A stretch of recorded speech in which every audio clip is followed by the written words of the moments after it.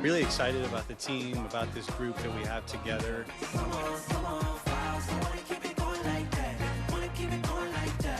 I think that having everyone, another year around one another is going to be big, and being a little bit more comfortable with one another. I think it's definitely a different mindset, trying to prove people right than trying to prove people wrong. Very talented club. The first sign of a good team is pitching and defense. We're a very close-knit group. We have a lot of guys that we have a great relationship with each other.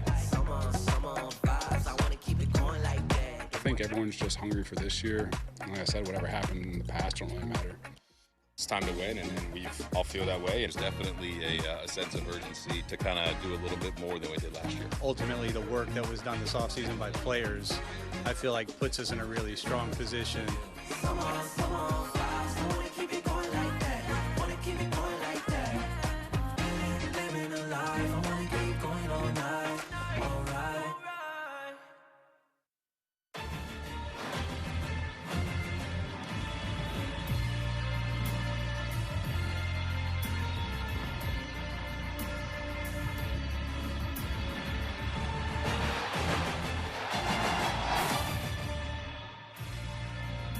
The wait is over. After a long, cold winter, Blue Jays baseball returns under the sunny Florida skies in Dunedin, Florida. The fans are ready, getting their uniforms. We're ready. First day. Go get them. Hi, everybody, and welcome to TD Ballpark. I'm Ben Schulman alongside Buck Martinez. And Buck, after a disappointing end to the 2023 season and not a ton of changes to the roster headed into 2024, what is the mood and the energy around the team right now? Well, Ben, the mood around baseball is always optimistic this time of the spring. Everybody feels good about their chances, but I think specifically with this Blue Jays ball club, they understand they have to be better. 89 wins a year ago, and that was only good enough for third place. And, of course, the disappointing finish to the season in the wild card series against Minnesota. They didn't run the bases well. They didn't have a good clutch-hitting team. They've got to be better at scoring runs without hitting home runs. And trying to lead from the front in that effort, taking on more of a leadership role, Bo Bichette, the shortstop. Well, Ben, we know what a good player Bo has been throughout the early part of his career, but now he's taken on a little different role. He's a leader. He asked John Snyder if he could speak to the team at the start of spring training, and one of his messages was, we have to be better, including me, Bo Bichette. I've got to be better at my job, and we all have to be better as a team. Bo told me yesterday, he said, I think we're good enough to win. Now I want to really find out if we can win. And you know what? You choose to be a leader, you've got to lead every day. I think we are all interested to find out if this team can win at the rate that they think they can. They thought they'd have Ricky Tiedemann starting today in this opening game of spring training, but for more information on why that's not the case, here's Hazel May. Ben, well, the club's top prospect was scheduled to make the start today, but an MRI revealed some inflammation between his left hamstring and calf, which overall is good news, but he is still day-to-day. And that means right-hander Chad Dallas will now make the start. Dallas was supposed to follow Tiedemann this afternoon. Dallas was a top under-the-radar prospect last season. Pitching coach Pete Walker telling me what caught his attention was Dallas's maturity. He's aware of what he can do on the mound, he told me. He's very confident, of course, still developing, but has an overall good feel for pitching. We're looking forward to checking out Dallas's 5-pitch mix this afternoon. Ben? Certainly, Hazel, and we're also looking forward to checking out Justin Turner, a member of the new look 2024 Blue Jays. They kick off Grapefruit League action against the Phillies next on SportsCenter.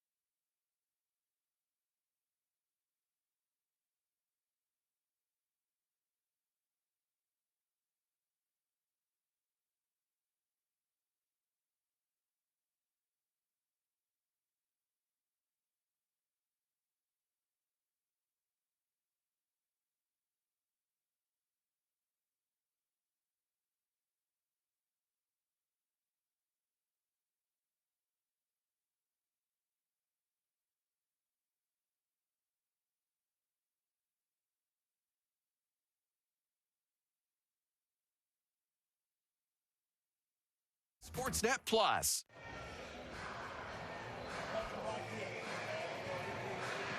Welcome back to sunny Dunedin, Florida. Ben Schulman and Buck Martinez ahead of the Phillies and the Blue Jays in the Grapefruit League opener for Toronto here at TD Ballpark. Appreciate you joining us today.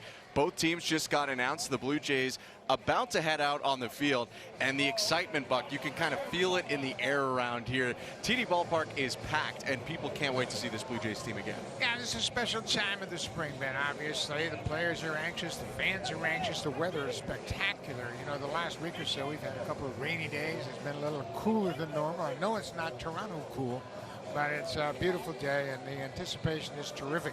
You can see all Hawaiian shirts. That was part of a giveaway today at TD Ballpark. And you know what? There is so much to be optimistic about with this team. You know, they didn't have a lot of major changes, but the players they brought in are pros. They're baseball players, and that's going to complement this team very well. Yeah, and they feel that they can get a lot of internal improvement out of this team. Where do you look for spots where maybe they could be better than they were last year? More abstractly, not specific guys. Well, I think it's the approach as we talked about in the open. You know, you got to find a way how to score runs against the top pitchers, and that's what you're going to face. Down the stretch, into the postseason, you're going to face the best. So you have to figure out how you beat Luis Castillo in the regular season. How do you beat Garrett Cole in the regular season? And you do that by execution on offense. Blue Jays first have to try and beat the Philadelphia Phillies here today. And here's the lineup for the Phillies, headed up by a familiar face. Whit Merrifield is back, and he is with the Phillies here, signed a one-year deal in the offseason. Johan Rojas and Mundo Sosa also figure in to be guys on the 26-man roster for the Phillies coming out of this season. But on the mound trying to shut those guys down, a guy that you're pretty excited about, Buck, Chad Dallas. Yeah, I sure am. And as Hazel mentioned in the open, Dallas isn't one of those guys that you hear when he signs, okay, they got this top prospect. You can see his numbers between Vancouver and New Hampshire last year. He made 23 starts, and the biggest thing that I like, he throws strikes. Only 48 walks against 144 strikeouts. He's just 23 years old.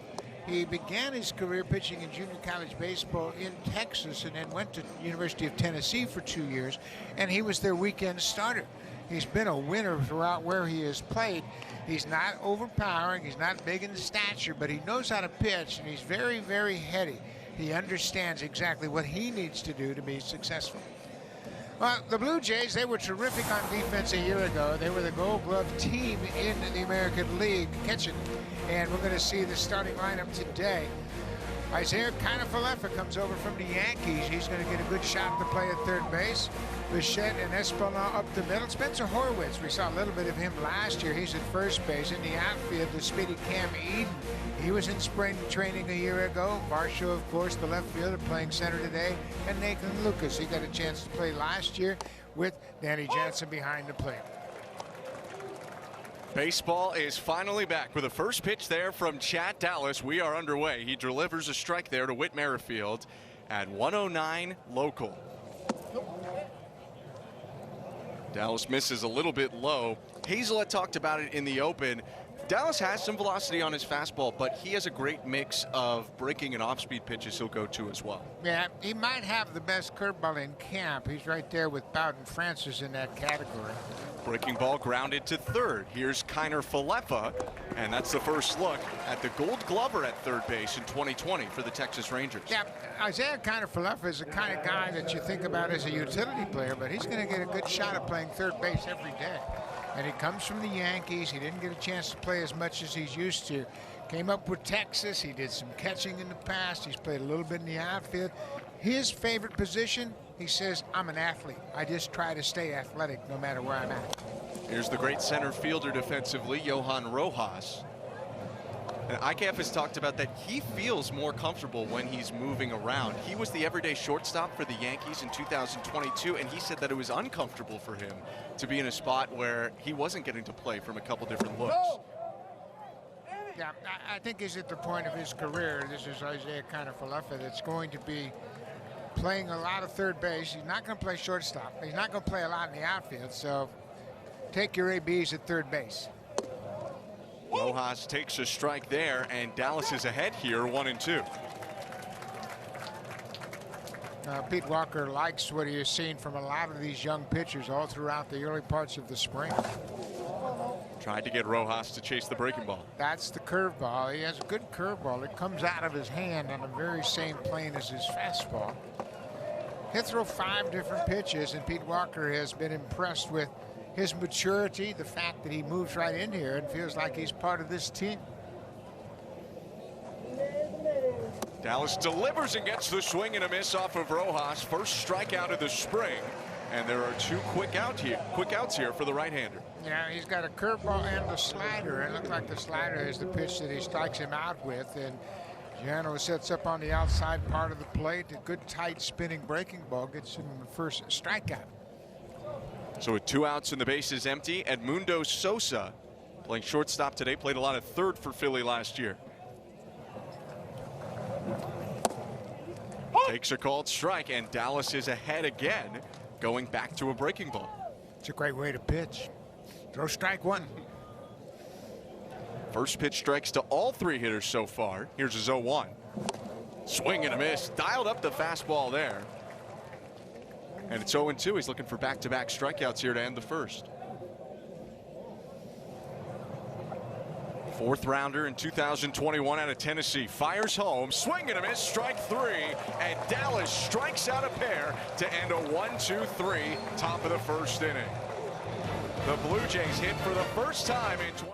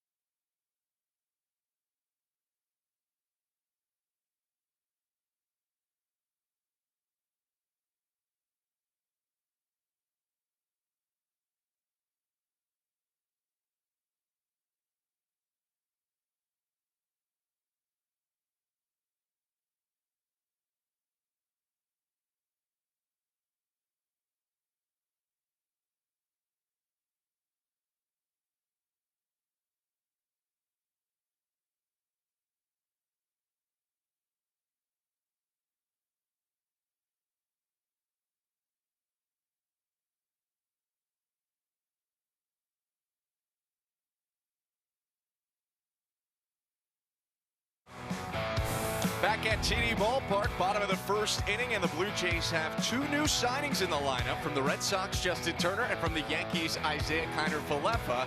They will hit 3rd and 6th today against the Phillies, and assisting them as they go back and forth to the plate is Tim Meza, who is right now serving a fantasy football punishment.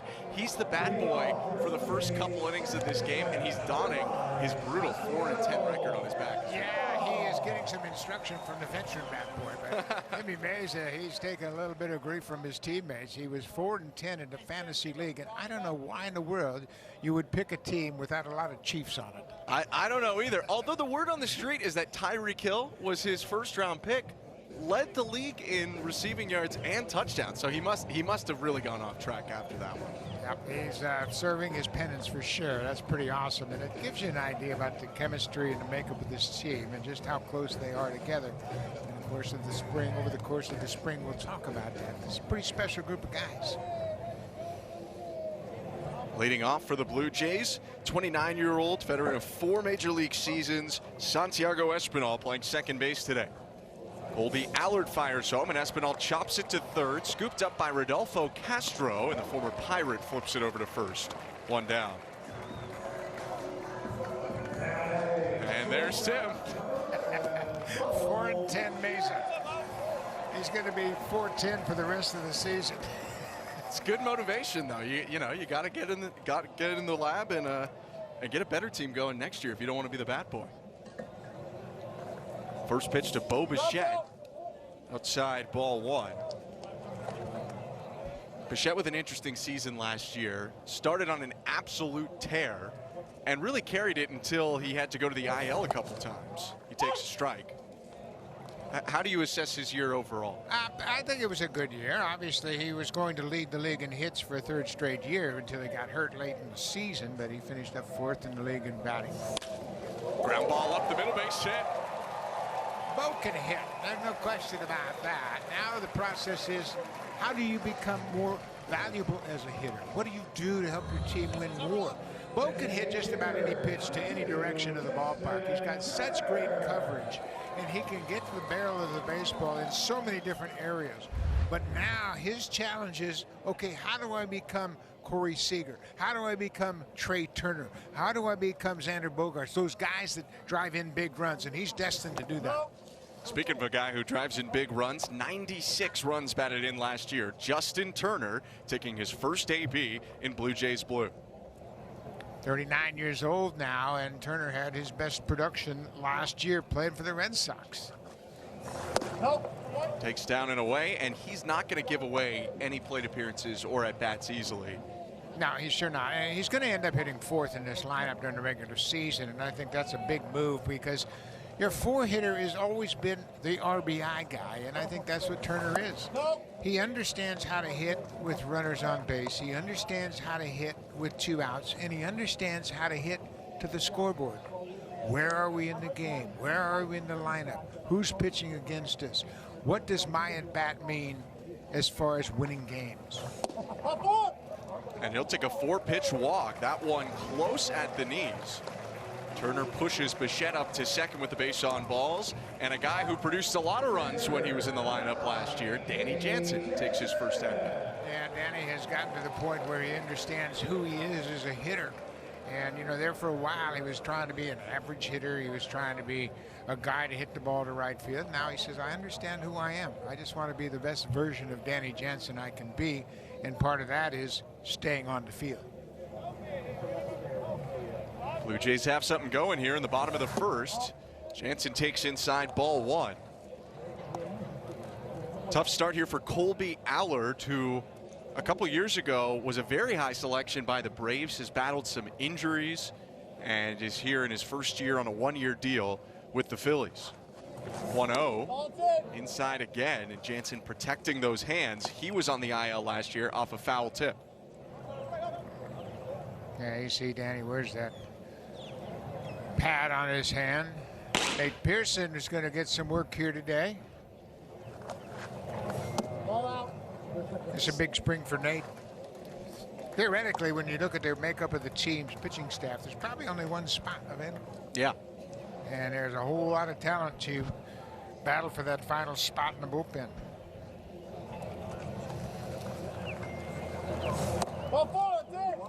8 straight balls here, and the Blue Jays have the bases loaded for Dalton Varsho. You know what's really interesting, Ben? What? Here we are in the first inning of the first game, and everybody wants to hit. Everybody wants to do some damage, and we get back-to-back walks here in the first inning. That's a pretty good sign early on. You see that as a sign of being a little bit more professional, not trying to force things? Absolutely. If it's not there, pass the baton. Here's the 27-year-old Dalton Varsho, who rips the ball to first. It's off the glove of Clemens and into right field. Bichette will score. Coming in home is Turner, and Dalton Varsho strides into second with a 2-run double.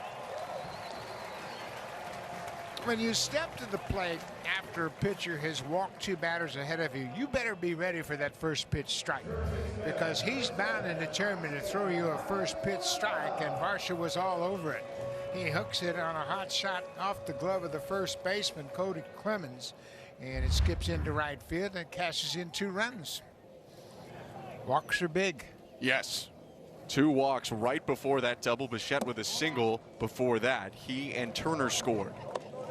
Jansen on third and Varsho on second. Here's Isaiah Kiner-Falefa, who you mentioned earlier when it was the top half of the first, could get a lot of at-bats at third base this year. Well, and here's a situation that the Blue Jays were in so often last year, and they couldn't produce. Second and third, less than 2 outs. Early in the game, you got to score these runs. And I don't care if it is the first day of spring training. This is where you build that foundation, where you kind of develop your personality in spring training and say, okay, this is what we're going to do.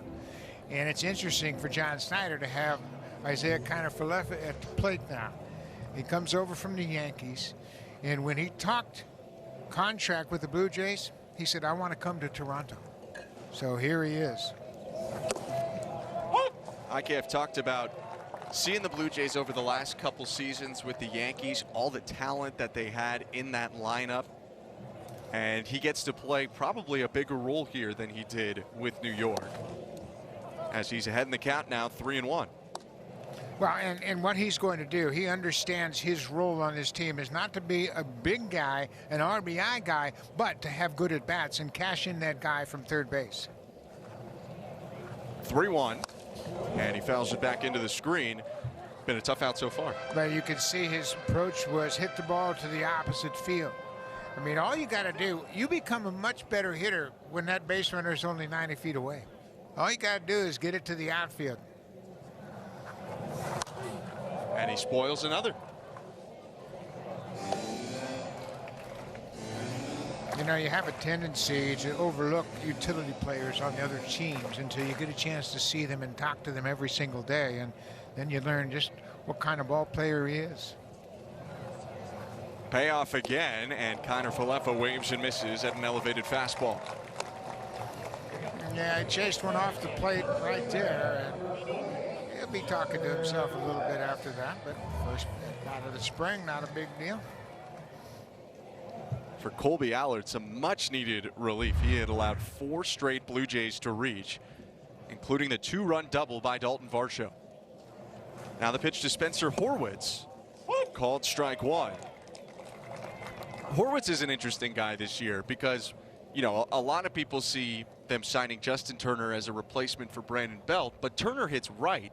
The Blue Jays maybe could look at Horwitz as an option to be a left-handed bat off the bench.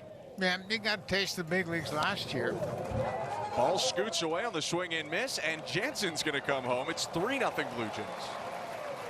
Yeah, that was really interesting. Garcia, the catcher, just had a clank off his glove on a swing and miss. Generally, you see a ball go off the catcher's mitt on a swing if expected to be a foul tip, but that's not the case. He just whiffs on this one. And he wasn't sure where the ball was, and Jan was able to trot home.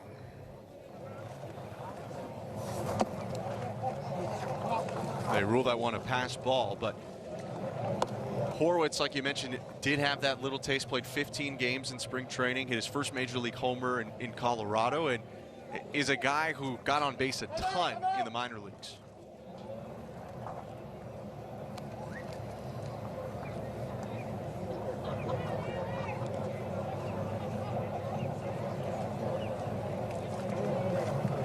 The 1-2 pitch.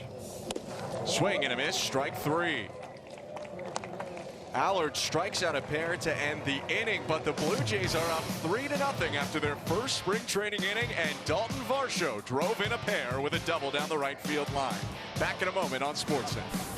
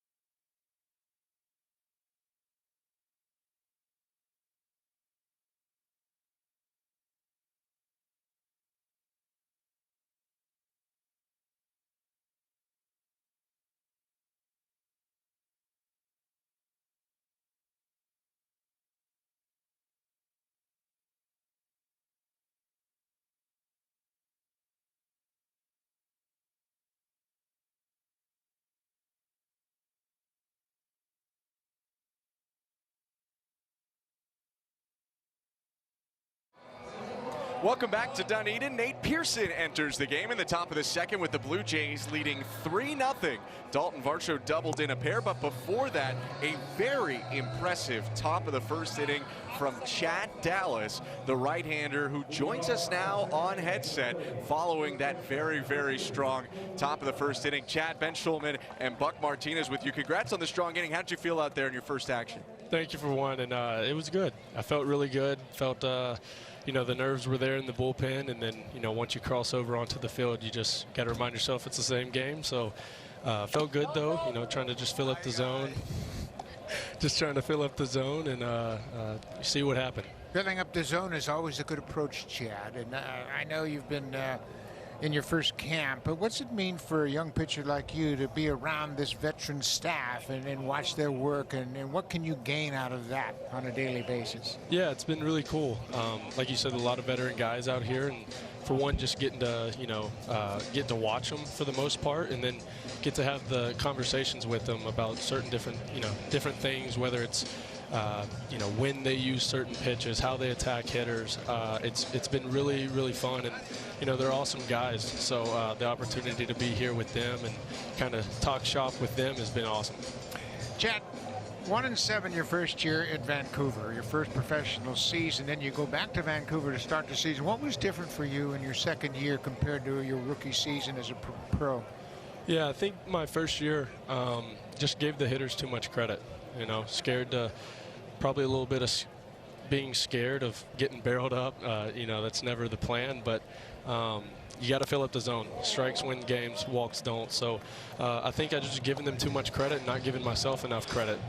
So, you know, just a little self-evaluation and tell yourself, you know, just get out there, fill up the zone. You got a lot of guys behind you who can make good plays. Chad, you have two breaking balls that you mix in pretty often. How do those play off of each other, you think, to make it difficult to hit you?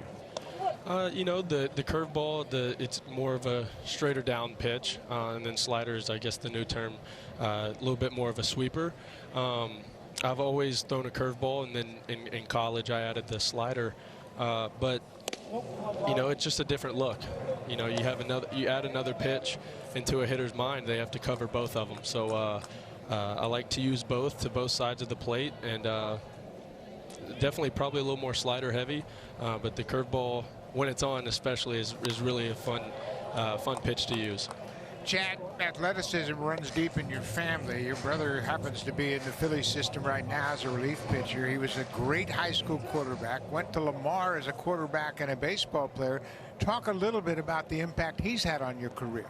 Yeah, man, it's having a big brother is one of the coolest things that I get to say that I've done, being the little brother, especially to him. He's pushed me harder in every, you know, any sport we've ever played or any competition that we made up between ourselves. You know, him and my dad, they've always pushed me, and getting to see my brother, you know, live out his dreams is just so awesome. And hopefully one day we'll get to play each other in professional baseball. And but as of right now, like, I love getting to watch him, either whether it's live stream or in spring training, getting to see him face some of my buddies. Yeah, that must be an amazing experience. As you start this spring training, you obviously have a very good start here with your 1 inning and 2 strikeouts. What are your major goals over this period before you get ready for your season? Yeah, I think a lot of it is just reaching the goals, you know, the goals of spring training. You know, fill up the zone, see where we can get with velo. You always want to, you know, velo's not everything, but if you can add on to it and it doesn't change how you pitch, then you might as well go and get it. So, you know, just getting stronger, getting ready for the season, and sorry,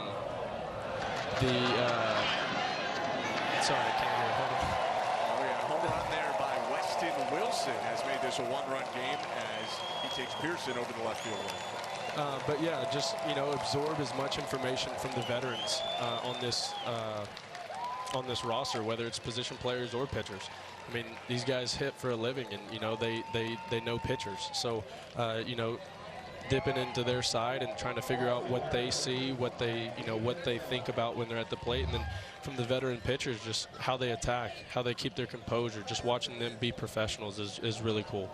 Yesterday in the locker room, after it was announced that Ricky Tiedemann wasn't going to start, I saw John Snyder walk past you, and I guess he said, "Hey, you ready to start tomorrow?" What was that exchange like?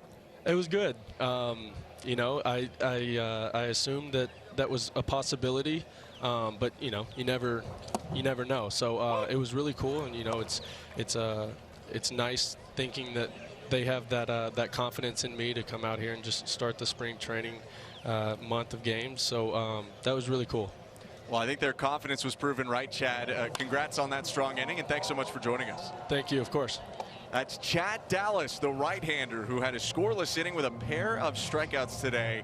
And Buck, we've talked about it a little bit in the days coming up. I mean, he could easily start this year at Buffalo and be one of those depth guys that the Blue Jays could rely on should they need to go a little bit down their depth chart. Yeah, I think a lot of it has to do, he came out of a big SEC baseball program at Tennessee, and he pitched in big games and big atmosphere in the past, and he's going to develop quickly. And you can hear by his conversation how confident he is, and he understands who he is. I loved his statement, strikes win games, and that's what a pitching coach wants to hear all about. Fill it up, give your team a chance to help you out. And when you're that efficient over the course of an inning, it's going to be good. You're going to get your team back on offense. You're going to keep the defense on their toes. And strikes, it's something everybody on the team loves to see. Nate Pearson there showing off the new splitter, it looked like, to get the strikeout. And Pearson is an interesting guy for the Blue Jays bullpen, which might have an opening or two as he records his first out. Now you can see the grip on the split finger pitch, and that has been a theme around camp. Everybody's throwing a splitter. Everybody's trying to throw a splitter. Not everybody can master it, of course. But because of the success of Kevin Gausman and Eric Swanson, everybody is thinking, if I need something else to complement my arsenal, I'm going to try the splitter.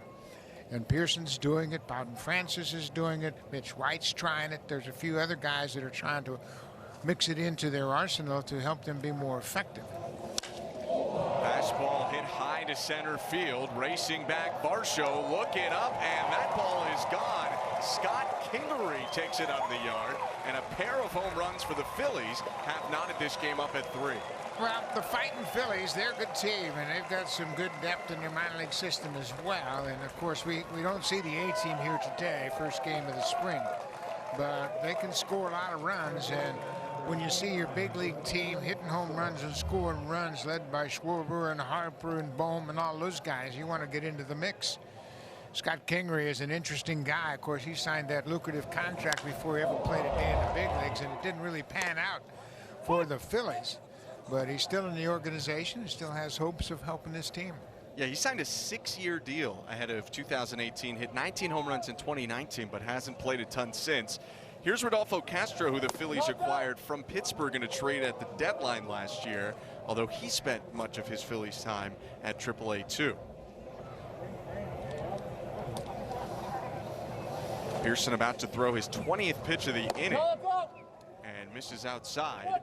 He had a walk to start off this inning, and when you think to, you know, his season last year, he started off really strong, and then the walk numbers ticked up a little bit, and that was when teams started to get to him a little bit more in the second half. Yeah, when you pitch behind, you allow the hitters to eliminate certain pitches, and you just don't have the ability to mix your pitches in and pitch effectively, and that's always been kind of a plague for Nate. Nate's got great stuff. There's no question about that. But, you know, you have to execute pitching. It's a lot more than velocity. Movement's involved, location is involved, the ability to change speeds, and, you know, Nate just hasn't been able to master that just yet, but that split might be something that will help him develop a little further. Here's Aramis Garcia, the catcher. And the first one's roped through the 5-6 hole into left field. For Pearson, another interesting facet, because, you know, he throws so hard and people then expect there to be a ton of swing and miss, but he was talking to Keegan Matheson in an MLB.com article on February 20th and said that he didn't really notice last year, but that he was tipping his pitches a lot, and that he felt that his glove position was giving up which pitches he was throwing, and therefore guys were a little bit more on top of his 2-pitch mix than they probably should have been given the velocity and movement. Yeah, when you tip pitches, and nowadays there are guys assigned by their teams to do just that. That's their whole role on the team. You are sitting here looking at video trying to determine if a pitcher comes set in a different spot on a particular pitch. It's been in the game forever. And, you know, I had some great coaches over the years that could pick it up just by watching a pitcher on the mound. Nowadays, they assign guys sit in a room, look at video for hours upon hours, seeing if you can come up with something that's different on a particular pitch. Two former teammates facing off as Pearson delivers outside to Whit Merrifield. And especially when you throw two pitches, that's got to be a huge disadvantage when they know, you know, this glove position equals fastball. Anytime you can eliminate a pitch, it makes you that much better as a hitter. Whit Merrifield grounded out to third back in the first inning. Excited to join the Phillies per his quotes so far. Really thinks that they're a contending team that he can be a big part of. And he sprays the ball to right field. That's down into the gap, cut off by Varsho. Rounding second, headed to third, Garcia, but a strong relay back in will keep Merrifield at first. First and third now with 2 outs. That's the way Merrifield hit for the Blue Jays a year ago, and second half of the season he was terrific with the ability to put the bat on the ball. He goes the other way, chases the runner from first to third, and that's going to be the end of the afternoon for Nate Pearson. Gives up a couple of home runs, 4 hits overall. Mix in a strikeout, but that's an unfortunate start to his spring. Pearson not having a ton of command so far, but the Blue Jays will try and keep it tied in the top of the second.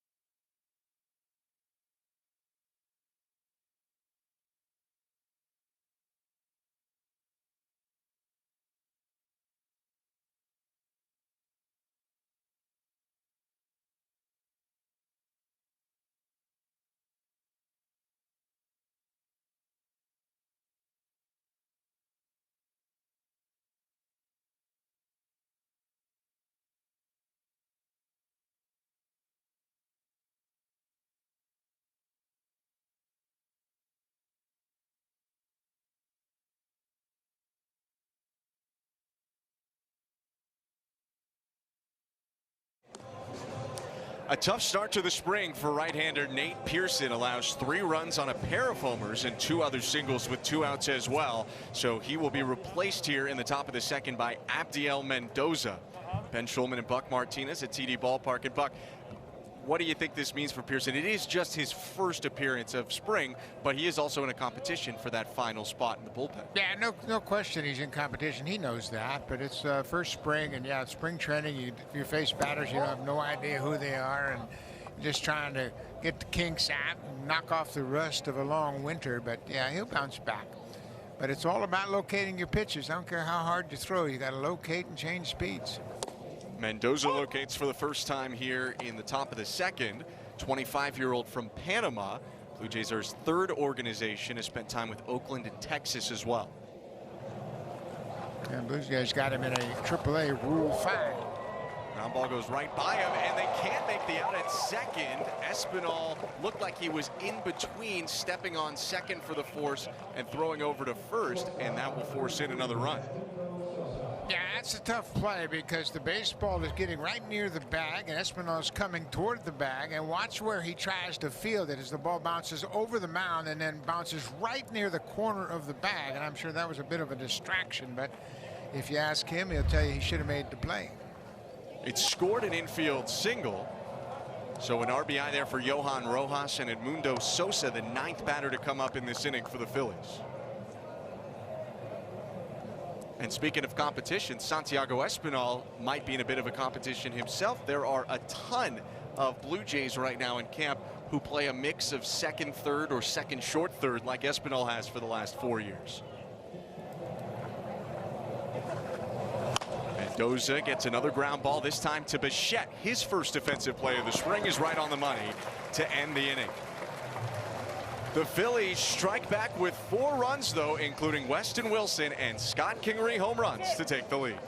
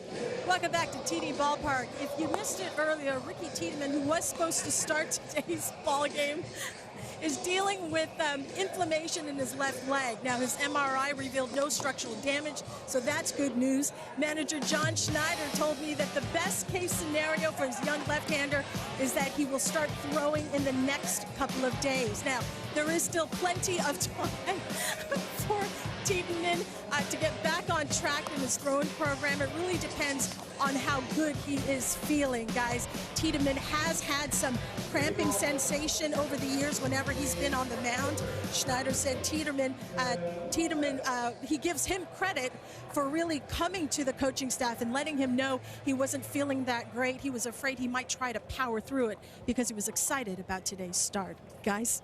Thank you, Hazel. Ben Schulman and Buck Martinez here. And Buck, I'm sure a Major League dugout is an incredibly fun place, but this is one of the few times I'm happy we're up here and Hazel is down there, as sunflower seeds were just raining all over during the last minute. Yeah, you got to keep Vladdy business. You got to keep Vladdy busy. You got to keep him on the field and let him play. Nathan Lucas sends one to right field. David Dahl, the former Rocky, caught that one. And here's what Hazel was having to deal with. She's just trying to do her job, Vladdy. And Vladdy is there. He's not playing. He's not DHing. And this is what the coaching staff has to put up with when he's got a day off. Buck, I actually thought I was in the clear when his name wasn't in the starting lineup. But he's here. But he's here in the flesh, and that means danger for Hazelman. First pitch is taken by Cam Eden. 1 out here in the bottom of the second inning. And maybe we'll see Vladdy pretty soon. He, of course, is one of the headlines of camp. Eden down, or pardon me, 1 ball, 1 strike count, evens up right now. Vladdy looking very good, and he's saying he's feeling like he did in 2021. Yeah, and that's a good thing. Obviously, he put up great numbers in 2021 and had a terrific MVP caliber season. And I think one thing that I've had a lot of fans ask me, what's Vladdy's attitude after the club took him to arbitration? I said, Vladdy's attitude is always the same. He wants to play baseball. That's all he cares about. Arbitration's behind him. He's got no ill feelings about the process, and he is in great shape, working hard as he always does. And yeah, I expect big things from Vladdy, as he expects big things from himself as well. Vladdy was actually there in person at his arbitration hearing, but the general speculation, the Blue Jays would not insult one of their players right to their face, especially not a player the caliber of Vladimir Guerrero Jr., who's been a franchise guy for them. Yeah, I don't think that's the case. It's business. I think they're going to try to win the case, and they'll say whatever they feel like will help them win the case. I mean, that happened with Bo Bichette a couple of years ago, and the Phillies were a little bit concerned about Alec Bohm, their fine young third baseman. He was going through the arbitration process as well. And before his case was heard, Rob Thompson called him up and said, listen, We love you. You're our third baseman. We know you're going to be our third baseman. Don't take the arbitration process personally because it's business. And I think Vladdy understands that as well. Here's the top of the order for the Blue Jays, Santiago Espinal. Called strike one. Espinal grounded out to third base back in the first inning.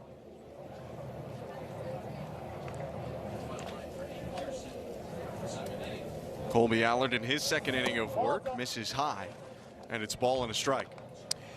You know, Ben, you brought up a great point about Espinal being in competition to make this team. I think he knows as he looks around, and you can see Zach Pop loosening up. He's going to get an inning here today. But Espy knows what the reality is. He's got to compete. Espinal grounds out to second this time, and although the Blue Jays didn't get the bats going in the bottom of the second, that doesn't mean they didn't have any fun. Vladdy was having a ball with Hazel May earlier, and we'll continue our coverage coming up next on Sportsnet.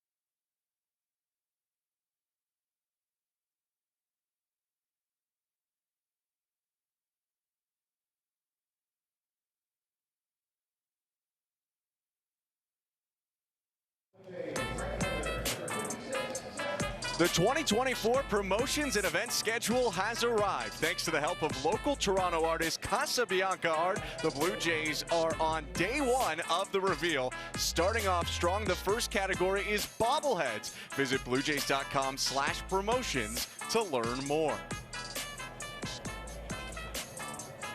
Ben Schulman and Buck Martinez here at TD Ballpark. New pitcher for the Blue Jays as we get set for the third. The Canadian Zach Pop is in the game, and his first pitch is hit hard to right field by Cody Clemens. Back at the wall, a leap, and it's over the head of Lucas off the wall. Clemens will stride into second with a first pitch double. Now, Cody Clemens, he chose in competition to make that Phillies roster, a backup position. Played a lot of first base last year. Got into 39 games at first base, and of course, Cody Clemens, everybody knows that that's Roger Clemens' son, and he's had a chance with the Tigers last year, got some time with the Phillies, and he's trying to make an impression in this camp as well. It was last January that the Phillies acquired Clemens. Pop misses low here to Weston Wilson, who homered in the second. That was in a trade that sent Nick Maton, Matt Vierling the other way, among some others.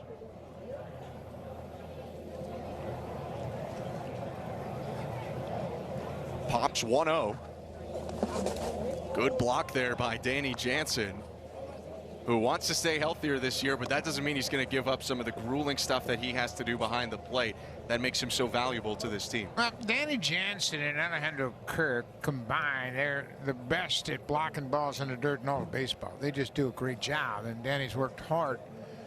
Early in his career, he had 41 wild pitches his first season, and he has eliminated that for sure. Wilson pops up at 2-0. It's caught at first by Horwitz. And a nice bounce back for Pop, who's one of these guys we were talking about, Nate Pearson, in competition. Zach Pop had a really strong start to the year last year. Then it got hampered a little bit by a hamstring strain, and he never made it back to the majors. he's probably in the mix, at least in that competition too. No question about it. He's got good stuff, and he has to keep the ball down. His goal is to throw his sinker and his slider at the bottom of the zone. Ball lifted to left field, turning away from the sun. Eden makes the catch. 2 down. Yeah, and you know what?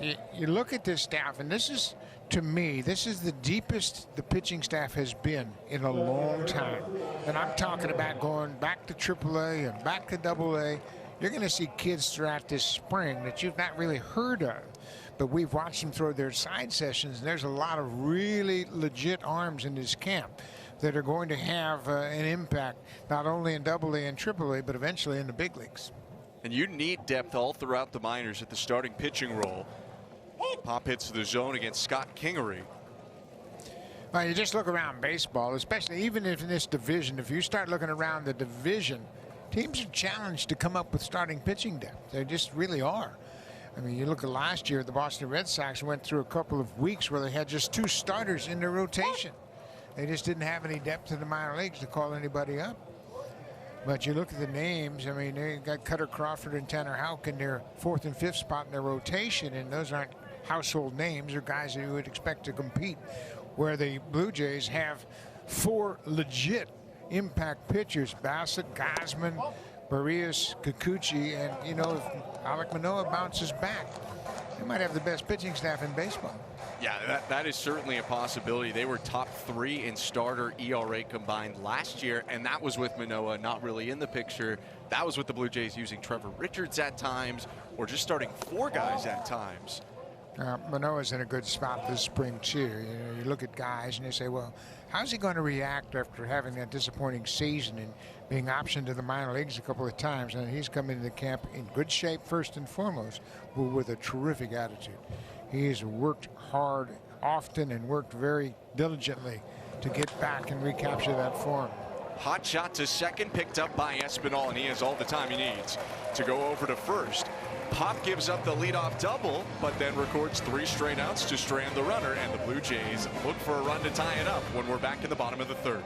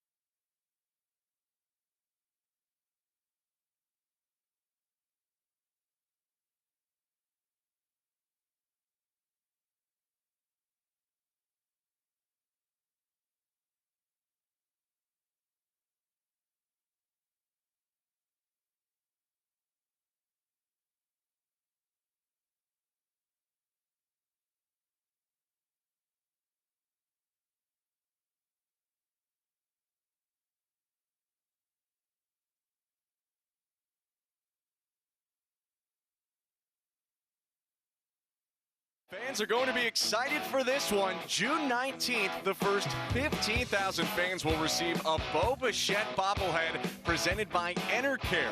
Visit BlueJays.com/promotions to learn more. Bottom of the 3rd inning at TD Ballpark. Bo Bichette leads off. Justin Turner and Danny Jansen behind him. On the mound now for the Phillies, the right-hander Nick Nelson. And Nick Nelson trying to get a spot in their bullpen. He's one of those guys that, you know, again, the Phillies, like the Blue Jays, are in pretty good shape on their overall pitching staff, and it's just going to be a matter of who they think might be a good fit. That one off the handle, but it works for Bo. He's 2 for 2, and he's only seen 4 pitches. He's been really aggressive so far.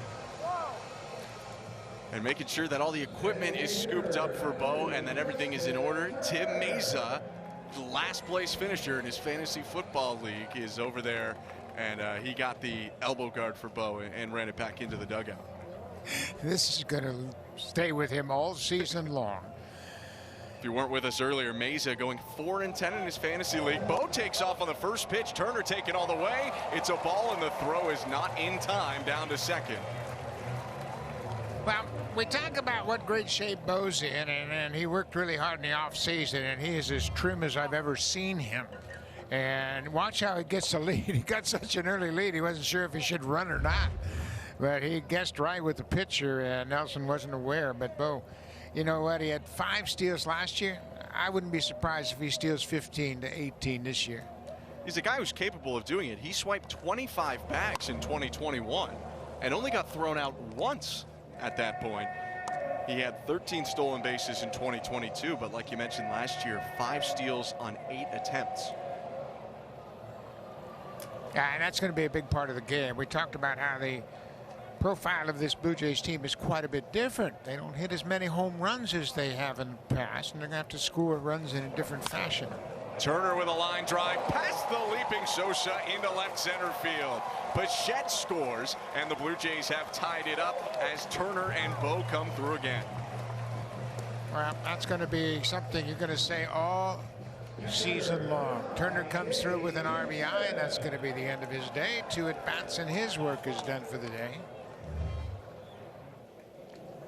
Take a look at this swing from Turner, and we talk about his ability to knock in runs. He didn't waste any time, and he's got an interesting phrase that he uses all the time.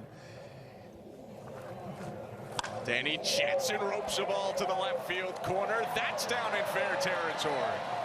Jansen looking for extra bases. The throw to second, not in time. And the Blue Jays have something cooking here with nobody out in the bottom of the third. Danny Jansen, we talk about his getting back to what his strength is, and that's pulling baseball. He was all set for first pitch, and he beats the throw into second base with a head-first slide. He picks up an RBI. So 3 consecutive hits against Nick Nelson here in the 3rd inning, and the Blue Jays have tied it up at 4. Zach Britton, by the way, the pinch runner for Justin Turner. Britton on 3rd, Jansen on 2nd. Varsho with 2 RBIs today, fouls off the first pitch. But I mentioned the Turner phrase that I love, and he uses it all the time. He says, I become a much better hitter the closer the base runner gets to home. So at first base, he's thinking double or home run. At second base, he's thinking single, I can score him. At third base, a ground ball or a fly ball will get him in. So he's encouraging his players ahead of him, move up the bases because I'm a much better hitter the closer you get to home. And Turner, throughout his career, has been a really strong hitter with runners in scoring position. He's a really good hitter in general, but his numbers get even better in the situations where he has a chance to drive guys in, and did it for a long time on playoff teams for the Dodgers year in, year out. Well, man, that's just experience. You know, he's played 13 years, and he really became a good hitter back in 2014. And then he started to understand what it was to drive in runs. Driving in runs is a skill, and it takes experience to understand. You got to slow your heartbeat down. The situation is just get a base hit. You don't have to do dramatic things, and there are times when a ground ball will get you an RBI, and a fly ball will do the same. Varsho looking for one of those. He loops the ball to right field. That's down for a base hit, falling in front of Dahl. Britton scores. Jansen up to 3rd. And speaking of clutch hitting, Dalton Varsho with 3 RBIs here in his first game of the spring. Yeah, you know what? This is a much better year for Dalton Varsho. He has played a season with this team. He came over last year, traded for 2 key players with the Blue Jays, and now he's a part of the team. And he worked hard at the offseason to refine his swing. He felt like he was hitting underneath the ball a little bit too much. But I think he's going to have a big year this year. I think he's much more at ease. He knows he doesn't have to live up to the trade. He just has to be Dalton Varsho. Isaiah Kiner-Falefa puts a charge into the ball. That's down in left center field. running Jansen, and Varsho headed to third, and the Blue Jays are up 6-4. There's the first hit in a Blue Jays uniform for IKF, who smoked that first pitch. Yeah, he and Danny Jansen jumping on the first pitch of their respective at-bats. And, this lineup, IKF talked about the contact ability in this lineup. And here's the base running ability on display. We saw this all year last year from Dalton Varsho, one of the best base runners in baseball. But this team, in this configuration, going to have to put the ball in play contact. They don't have the big bats that they had in 15 and 16, and certainly lost some of that power with Teoscar and Gurriel moving on last year. So you got to change your profile a little bit. Still nobody out. The Blue Jays with 5 hits this inning, 4 of them singles. Runner go and throw to second in time, and Kiner Falefa is thrown out. A good strong throw by the catcher, Garcia. Got a quick release and a strong arm, and IKF is going to run. He had 14 steals and 19 attempts a year ago. Good tag by Sosa, who got in front of the base and applied the tag before Kiner Falefa could get to second. Pitch was a ball, by the way, and now another ball, so Spencer Horwitz is ahead in the count, 2-1. Mentioned Teoscar Hernandez. He actually knocked in the first runs of Spring Training 2024. The Dodgers and Padres played on Thursday to open up the 2024 Spring Training season, and Teo hit a ground rule double with the bases loaded in his first look in Dodger blue. Yeah, probably got overlooked because they scored 8 runs in the first inning. The game was over in about 5 minutes. I think it was 14-1 or something like that by the end of it. Infield in for the Phillies. The 2-2 is in the dirt, and it's a full count.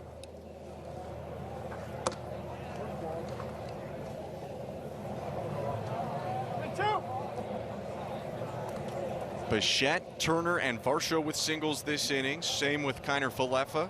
Jansen with a double. 3 runs in for the Blue Jays. Payoff pitch, and Horwitz fights it off.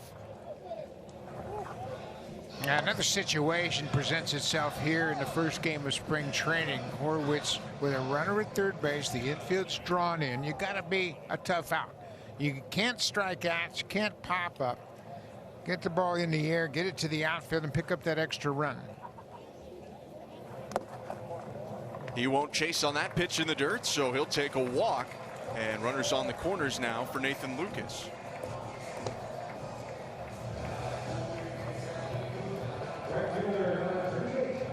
Well, when the Blue Jays were in Spring Training last season, there was a battle going on, and it was Nathan Lucas who ended up on top. He secured one of the last spots on the roster and was with the Blue Jays up and down throughout the season.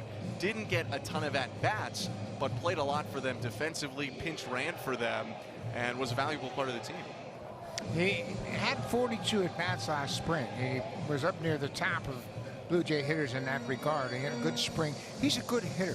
He's one of those guys, and you know, he hasn't had an extended opportunity in the big leagues, but he can play all 3 outfield positions. He can steal a base, and he's a left-handed bat. When you look at the makeup of the Blue Jays, he's basically the 4th outfielder. The other guys are infield, outfield players that are going to move back and forth, but he is truly an outfielder, and right now he's the 4th outfielder on this roster. Maybe the biggest moment for him last year in the game right before the All-Star break, where Danny Jansen hit a game-tying home run with 2 outs against the Tigers. It was Lucas who actually drove in the eventual winning run in the top of the 10th inning against the Tigers. I believe it was a double down the left field line that scored the run, and the Blue Jays went on to win that game and take some momentum into the break. First pitch nearly hit him. Looking back at the home plate umpire, but Lucas is okay.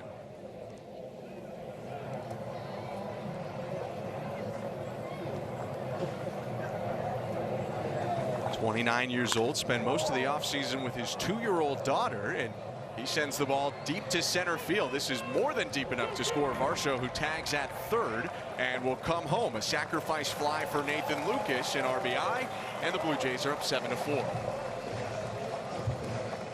But you can see the dugout welcoming back Lucas. Jim Mazur, the bat boy, picks up the bat, but Lucas gets acknowledged for a good at bat. Varsho scores easily from third, and that's what the Blue Jays are harping on. Tack on runs. You score 3 in the first, and you just can't sit back. You got to continue to add on runs. And kind of Fluffer came up with a big RBI. Up and down the order, they had good at bats this inning.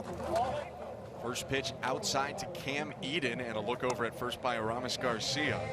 Another term I kept hearing in the week leading up to these games is playing team offense, which to some might seem odd because in some ways baseball is a very individual game, but they want their at-bats to roll into each other in a way that helps the team win.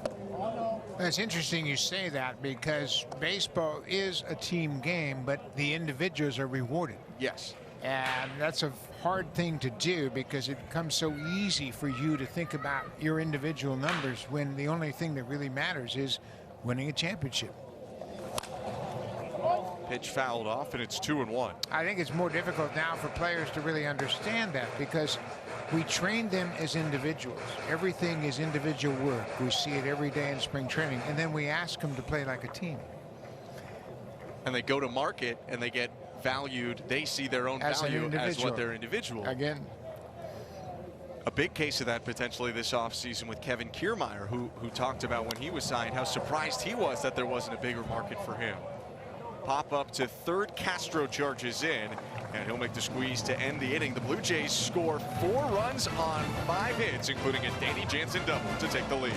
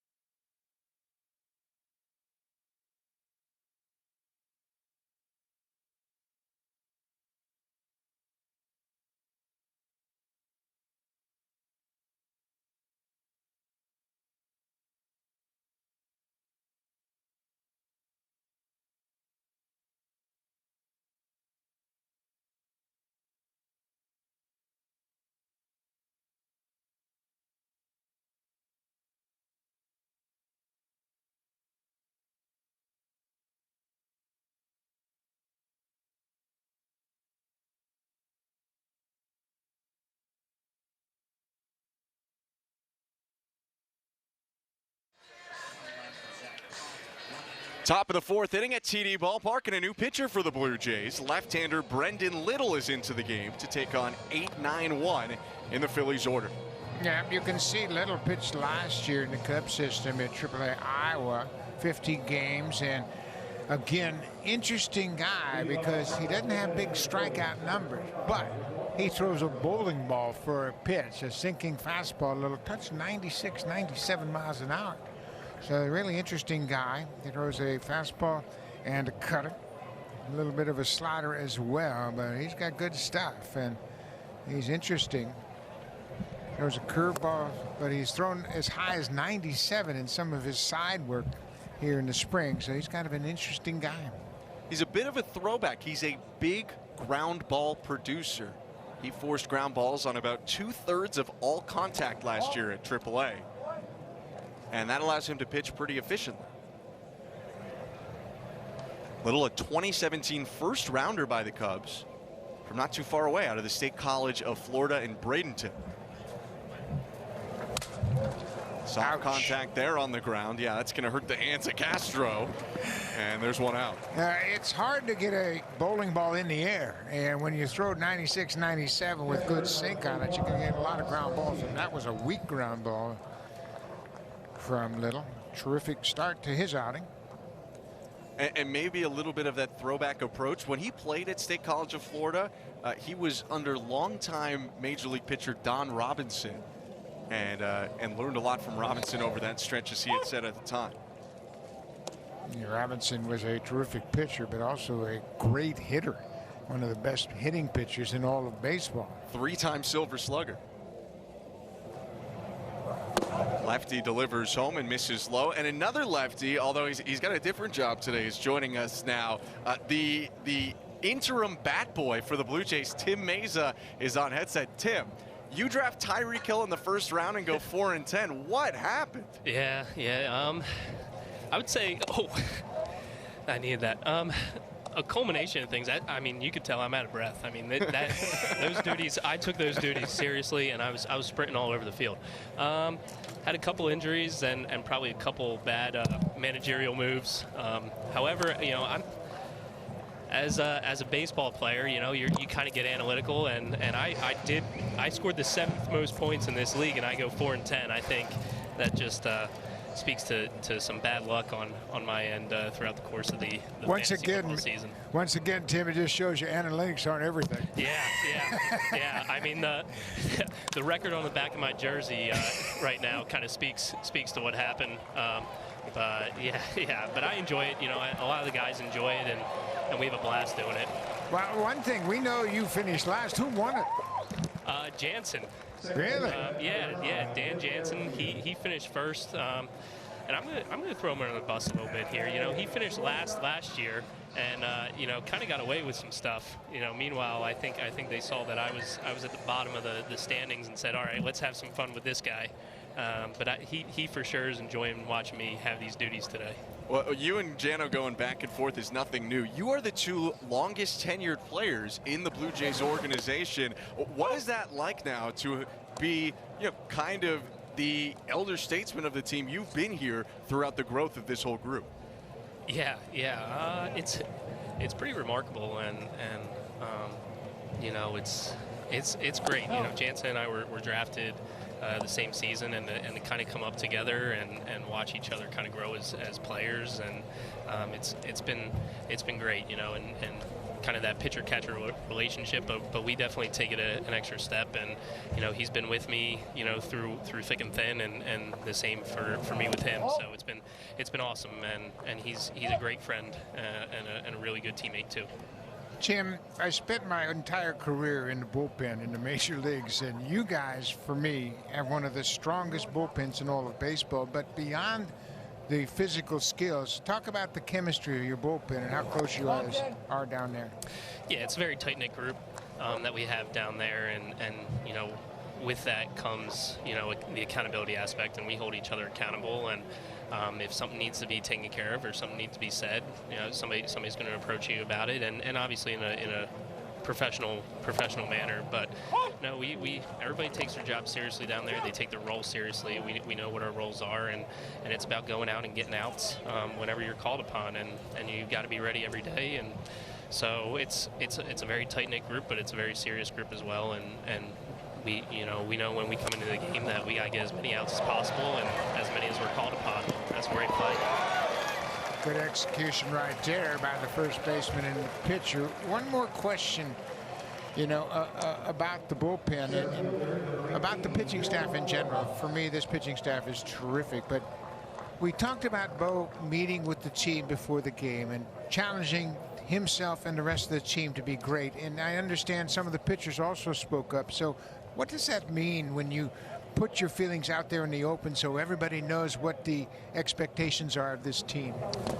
Yeah, Bo is a leader. He's obviously the leader of this team, and when he speaks, people listen. And a couple pitchers spoke up as well, Chris Bassett and Kevin Gosman, and similar things. When they speak and you listen, and the expectation is set, and it's your job as the player to meet those expectations. And obviously when we step on the field, we're expecting to win, and we're expecting to perform well. So you got to take every day as an opportunity to develop still and put your best foot forward. But when you get out there, it's about competing, and for pitchers, it's about getting outs and getting as many outs as we're called to do.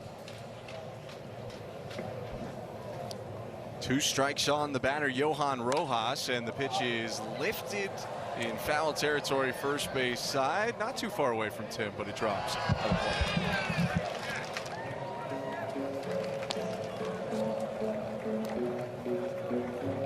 Tim, we really enjoyed watching you be a bat boy today, but I think we'll enjoy a little bit more when we see you get to do your day job again coming up soon. Good luck with your next appearance coming up in the spring, and appreciate you taking the time. No, thanks. Thanks for having me on.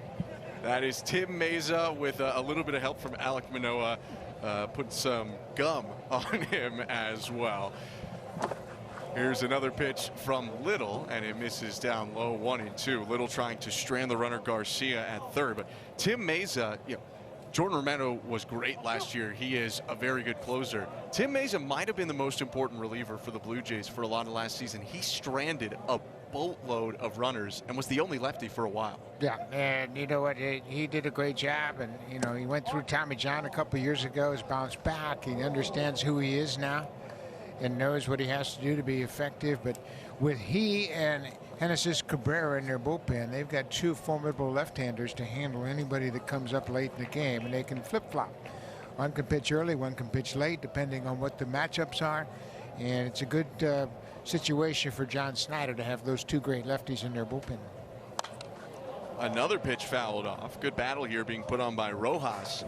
And those 2 lefties give a little bit of different looks. Meza is very much a sinker slider guy.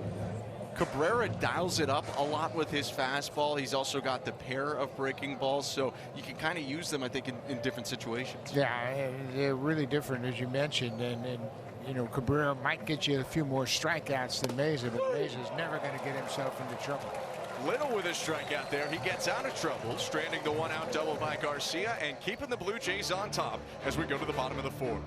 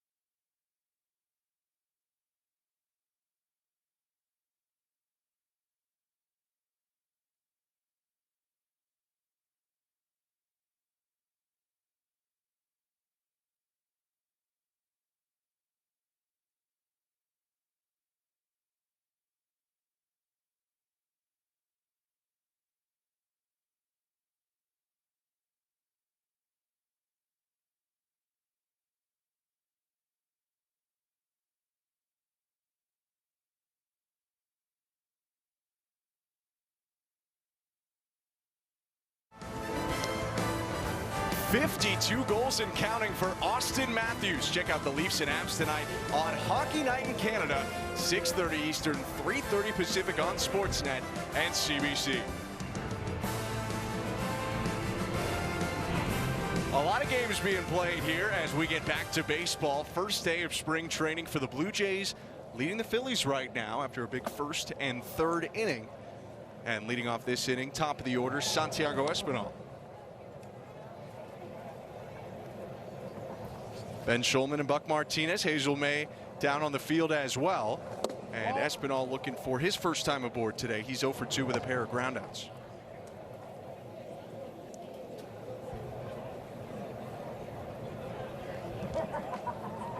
The 1-1 from Nick Nelson. High and tight, 2 balls and a strike. And it was an interesting year last year for Espinal. A lot of competition at second with Whit Merrifield emerging a little bit more last season. Kevin Biggio had a stronger year last year. And there was a game, I want to say in early June, Espinal had 3 hits and he got injured in that game. Went to the injured list right as some momentum was starting to build. He strikes out looking here, and as he came back, Merrifield and Biggio were kind of stepping into their hotter parts of the season. Yeah, that's the challenging part for extra man. When you don't have the ability to play on a semi-regular basis and somebody else steps in, then you always risk the chance of somebody getting hot and you never get your job back. But he had a good finish to his season, and he's in a good spot right now. He understands it's a competition. Bichette takes outside. Bo's 2 for 2 today with a pair of singles. He's come around to score on both of those as well and stole a base back in the 3rd. Bichette not chasing against Nelson, 2-0. Now, here's a chance for him to really zero in and narrow down his focus. You've got the count in your favor. You've already got 2 hits. Now you got to think about at least getting a pitch you can hit for a double. Doesn't want to swing at that one. It's 3-0.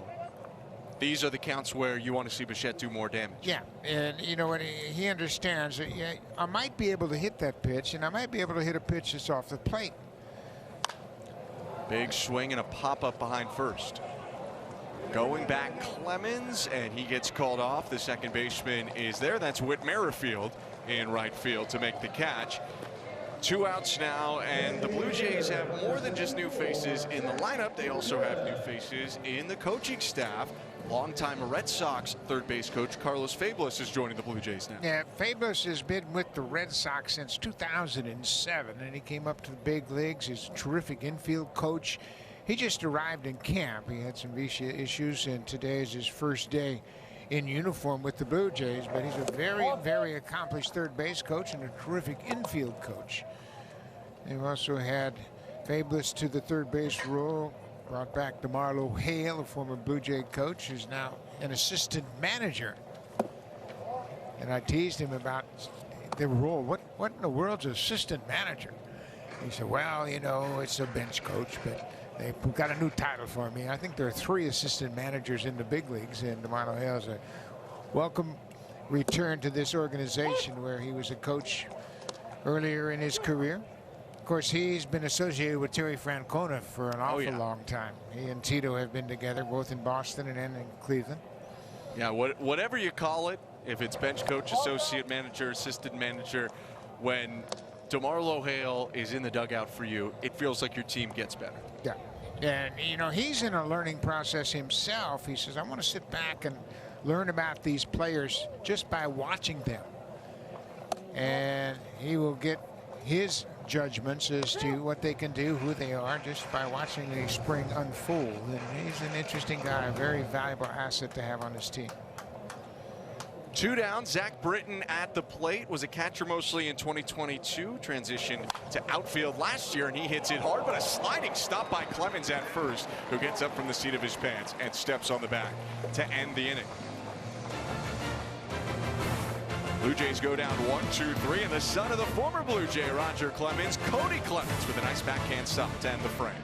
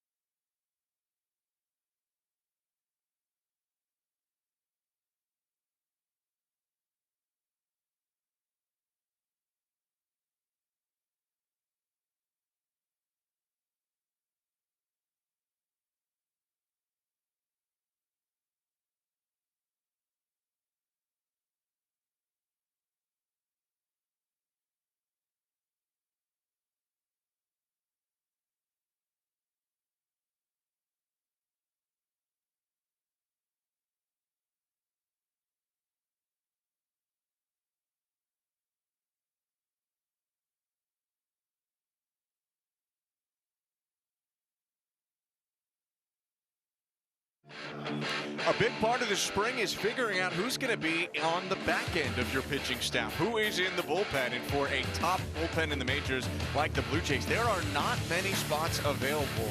Maybe one up for grabs for a good handful of pitchers. These are just some of the options. There are even more guys if you factor in some of the potential starting depth options as well, like a Mitch White, a Bowden Francis, maybe a Yariel Rodriguez sign from Cuba. So it is a loaded bullpen, and that's a great problem to have, Buck. Well, it sure is. And competition gives you better results. There's no question about it. I mean, the bullpen, you know, Romano, Swanson, Garcia, Meza, Chad Green, Genesis Cabrera, Trevor Richards, they're all probably locks to make this team. And you talk about Chad Green, for instance, he's a guy that is further removed from Tommy John, had a good finish to the season last year, and he's only been better so far this year. And here's another interesting name, Zulueta. Yosir Zulueta, the Cuban pitcher that pitched in 45 games last year for Buffalo. And he's got a good arm, and, you know, he's coming back from injury as well, but I think now he's in a pretty good spot to compete. I think in the past we saw him just trying to establish himself, but now he knows that he has to compete, and it's kind of interesting. He and Yariel Rodriguez were teammates a few years ago in an independent league, so they're reunited once again in this battle of relievers for an extra spot on the bullpen. He's Buck Martinez. I'm Ben Schulman. Hazel May down on the field as well. Zulueta starts off against Edmundo Sosa. Yosir Zulueta started last season in the Buffalo rotation, and there was a thought that maybe he could be a depth piece for the Blue Jays, but like you said, battled some injuries and was a little bit inconsistent out of the rotation. They got much better results out of him when they moved him to the pen, and he gets a foul ball here to make it 2-2. Now, being a starting pitcher is very, very difficult. I mean, not only do you have to have good stuff, you have to have the ability to change speeds, throw a secondary pitch over, and probably throw a changeup or a splitter to be effective. And not everybody can do that. And physically, it's demanding. Ground ball pokes softly to short. There's the new shortstop, Leo Jimenez, and his throw goes wide. Jimenez kind of led Horwitz, the first baseman, into the base path. And the word on him is that he is the most talented defensive shortstop in the system, but they're his first play of live action in the spring. Yeah, we've made some wholesale changes on defense, and Jimenez comes in and throws a tough sinking fastball over to the first baseman. They're going to reward the hitter Sosa with an infield base hit. Tough play, but one that I think Jimenez would say I should have made. Sosa really did burn it over there at least to kind of get to the bag around the time the throw was there. And trying to bounce back now. Zulueta starts off. Cody Clemens with a strike. It's spring training for scorekeepers, too. Oh, yeah. It's spring training for us. It's spring training for everyone.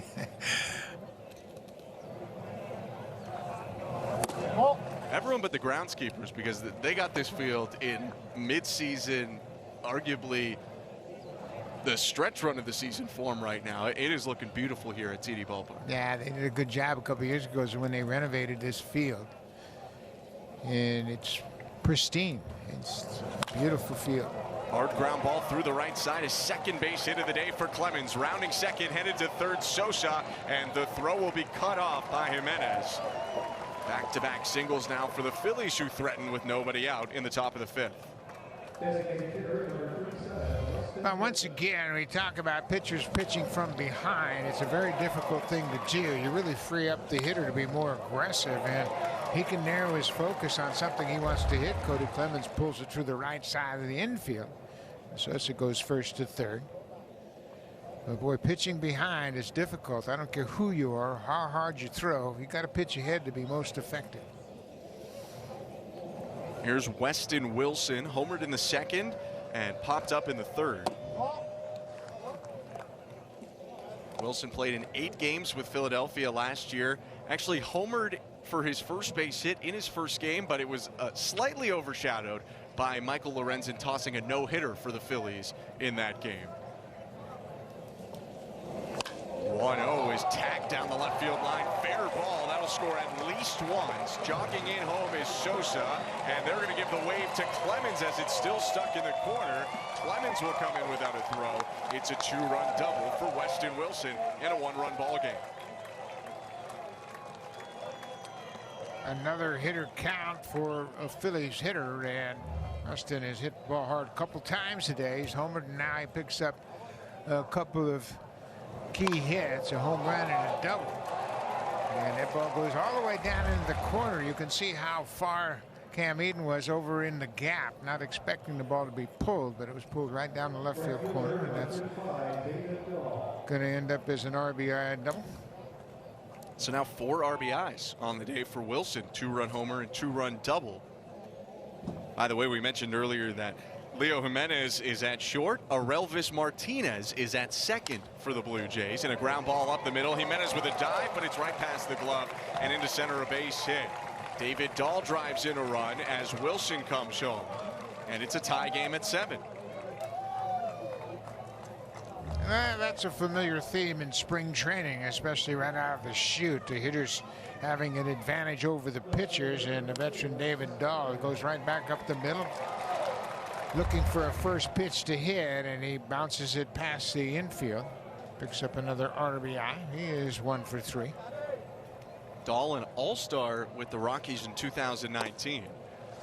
Zualeta hits the zone there against Scott Kingery, 0-1.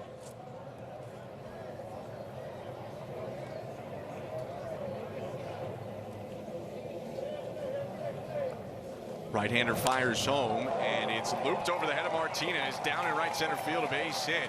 Trying to go first to third is Dahl, and the throw cut off by Martinez.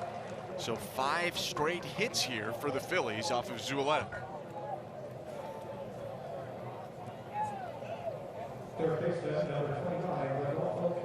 They've been really aggressive too.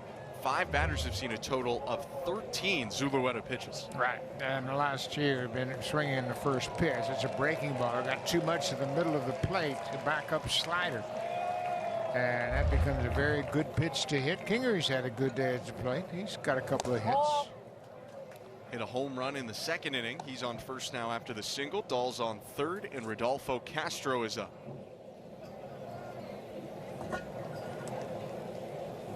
Castro's played in 3 major league seasons, only 24 years old. He swings and misses. Zualeta evens up the count.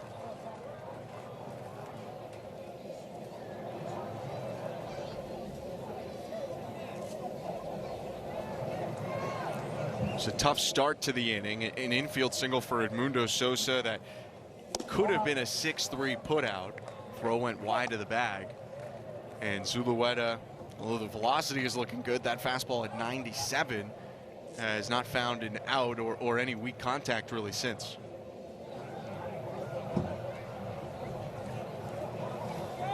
Still the early days of spring, though. The switch hitter Castro looks at another pitch, and it's 3-1. Some action for the Blue Jays right now as the pitch count goes up. Grayson Thurman, the right-hander. One of the benefits of this new player development center down here in Dunedin is the minor leaguers are right there with the major leaguers, and you can bring some minor league pitchers over who aren't in big league camp to provide some depth for situations just like this. It is a sprawling complex, to say the least. That doesn't even really begin to describe it. I hadn't seen it until this year, and I think you could get lost in that complex if it was your first time very easily. There's a walk to Castro to load the bases here with nobody out. And it's great for the Blue Jays players in the system as well that everyone gets to be so close together. I know talking to Isaiah Kiner-Falefa, he did say, you know, Texas, where he was for 4 years, had a pretty recently renovated facility too, but this was still, you know, about as nice, if not the nicest, that he had seen in his time with the Rangers, Yankees, and Blue Jays. First pitch to the 9-hitter Aramis Garcia, called strike 1.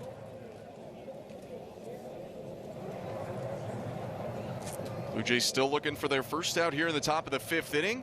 3 runs in for the Phillies.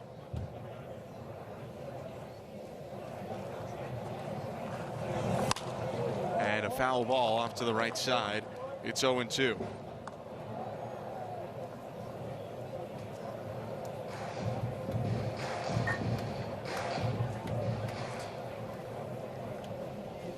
starting to see some changes come through for both teams now. The Blue Jays with a pair of defensive changes. Jimenez and Martinez up the middle. Swing and a miss, strike 3 against Garcia. And Zuleta finally has that elusive first out.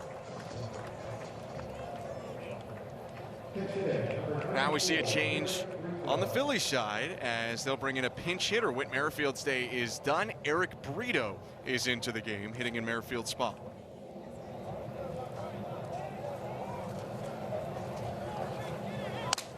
Brito with a broken bat grounder to short. Jimenez is going to go the safe way to first, and he records the second out of the inning. Yeah, Brito got jammed. Zuleta got that ball in a good spot. They hit a grounder, but they couldn't turn two, so Jimenez goes across the diamond for the second out of the inning. David Dahl came in to score on the play, so the Phillies take the lead. It's an RBI ground out for Brito. Going to see if Zuleta can finish this inning. Some action in the Blue Jay pen, but 2 quick outs here, and a first pitch strike to Johan Rojas. 24 pitches thrown now by Zuleta. That's getting close to the end. They don't want him to throw many more pitches than this. Swing and a miss, 0-2.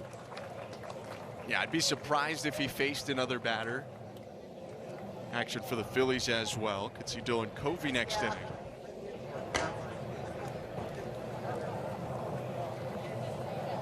The 0-2. Outside, yanked the fastball.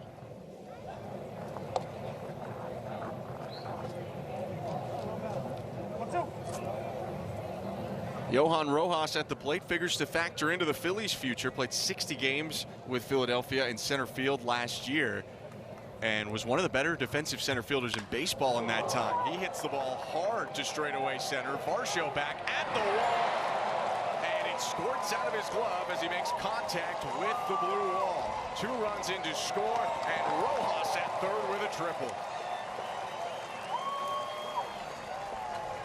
Couldn't tell for a moment in the shadows there if Varsho was able to secure it, but it looked like it just got squeezed out right as he hit the fence. Yeah, I think if Dalton Varsho had a chance to do this over, he might have turned and gone with the ball a little bit more. He tried to drift back on it and never got back in position to really make a catch. It's beyond his reach, up against the wall. And Zuleta, as we mentioned, not going to throw many more pitches. A tough outing for he as well. And I'm sure Dalton Varsho would like another shot at that ball, one that he might have been able to make a catch on.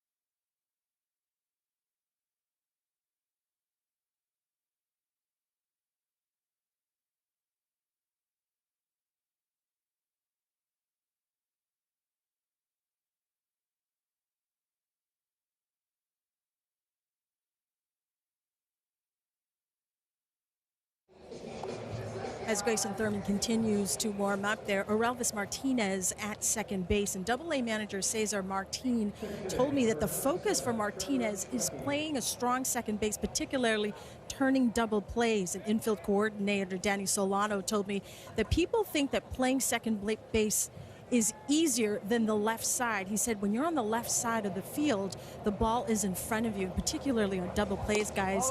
The ball tends to be behind you. You have a right-handed hitter at the plate, the speed and the angle of that baseball is different. So that's the challenge for Aurelvis Martinez here at Spring. So far, so good. His reaction time is great, Solano said. His footwork is fantastic, according to Martin. Guys? Hazel, he was a guy who played a lot of short, played some third, but he does seem like it's full steam ahead now with Aurelvis Martinez at second base and Grayson Thurman here on the mound, an undrafted signing by the Blue Jays out of the University of Lynchburg last year. His 1-1 fouled back. What do you think about Martinez now at second? They're trying to find a place where he can play because he can swing the bat. Oh, yeah.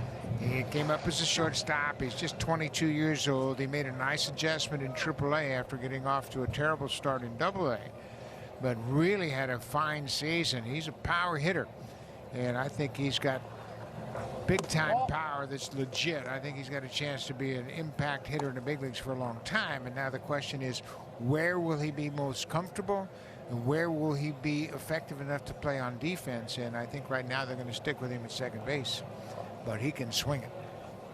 Martinez with 28 home runs last year, 30 home runs the year prior, and he played all of 2022 at AA, hit just over 200. He added about 40 points to his batting average in 2023 while splitting his time at AA and AAA. So in theory, against tougher competition, he was able to find more contact and still maintain that power. Yeah, he understands now that you don't have to hit every pitch, and he has a tendency to chase a lot, but he's cutting that down and using the whole field. 3-2 is hit hard on the ground to short. Jimenez with the long throw. It's high. Jays cannot record the out as a run will come in to score. The former Blue Jay 13th rounder Trevor Schwecke gets aboard here, and it is 11-7. Yeah, Jimenez, he made a mistake right there by not really getting himself in position to make a throw. Watch how casually he goes after this throw. Right there, couple of steps, takes too long, and when he does, he sees the runner getting close to first base, rushes the throw, and throws high. So theoretically, he could have 2 errors defensively in this inning. Wasn't charged with the first one. Uncharacteristic showing here. Jimenez, one of the stronger defensive shortstops the Blue Jays have in the system. And here's a pinch hitter for the Phillies. It's Bryce Ball in the spot of Cody Clemens, who ended the day 2 for 2 with a double, a single, a walk, and 2 runs scored. All cuts and misses. And it's 0-1. Pardon me, 1-1.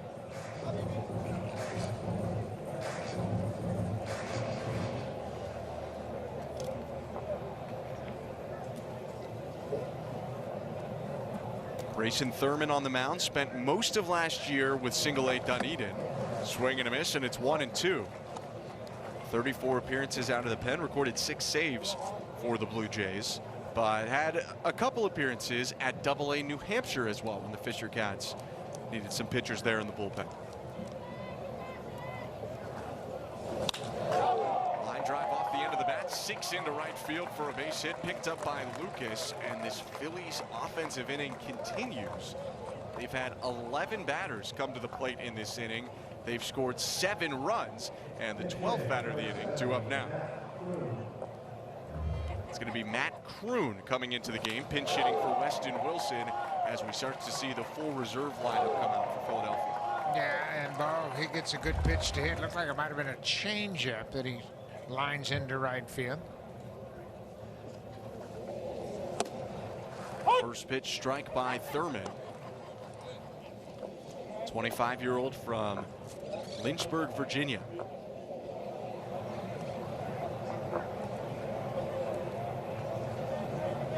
First and second and 2 outs.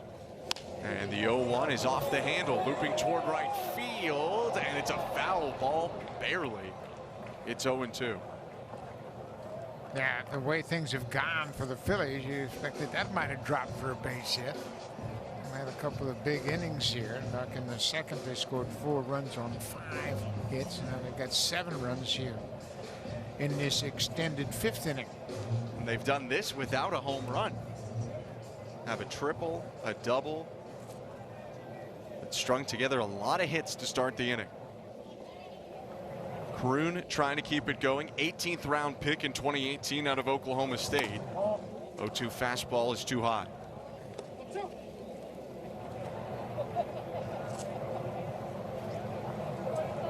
Croon spent most of last year with Double-A Reading, reached Triple-A Lehigh Valley for the end of the season. He takes another pitch upstairs. That was big for him and the Phillies, given the fact that he tore his ACL 2 games into the 2022 season at Double-A Reading and missed the entire campaign. So to stay a little bit on track and get to Triple-A was big for his development. 2-2 is lifted to right field. Racing back, Lucas looking up, and that ball is gone. 3-run home run, Matt Croon, and the Phillies have scored 10 runs here in the 5th. Welcome to spring training. You see a bunch of guys you're not really familiar with. The pitchers are pitching without a whole lot of scouting report information, and they're still refining their command and location. And in this small ballpark, the ball is jumping. That ball is up and away, and Croon, he's got some pop, and he hits this one over the wall in right field to cash in 3 runs. So another big hit for the Phillies. Now it's 14-7 on strength of 15 hits for Philadelphia. Croon, a guy who drove in almost 60 runs last year at 50 extra base hits in under 100 games. Dahl hits it on the ground to second. Martinez picks it up and throws to first, and that will end the top of the 5th. Halfway through this one, and the Phillies up a touchdown. It's 14-7 in Bradenton, or in Dunedin.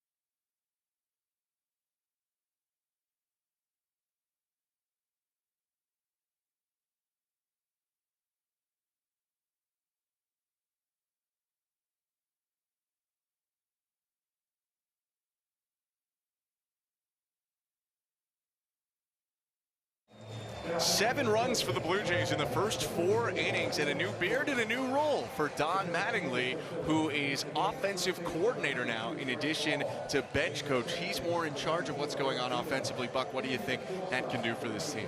Donnie Mattingly loves to talk about hitting, and now you can see him chatting with Hunter Mintz, one of the assistant hitting coaches as well. And Matt Haig has also been added to this staff as a hitting coach. But Don Mattingly is going to be challenged with giving the hitters a game plan against a specific pitcher each and every game. And he's going to tell them, hey, what do you want to hit against this guy? Stay with that game plan and try to be more selective. Don't give away any at-bats. And I think that's something he did very well as a player. And now, given that responsibility, he's freed up to talk to his hitters during the course of a game. After establishing a game plan prior to the game, he can remind them, hey, you don't want to hit that pitch. You want to get something better to hit. And he was going to be an asset on the bench for them. Rodolfo Castro coming up with the grounder, tosses it across the diamond, and there's one down there as Danny Jansen's retired for the first time. Here's Dalton Varsho, who could be a big part of this new look Don Mattingly offense. He's already driven in 3 runs today. Yeah, and you know what, Dalton's he's motivated to have a good season, and certainly having a game plan and sticking with it is part of it. And it's all about, you know what, Pete Rose has talked about it throughout his entire career. The key to hitting is getting a good pitch to hit. You don't have to hit them all.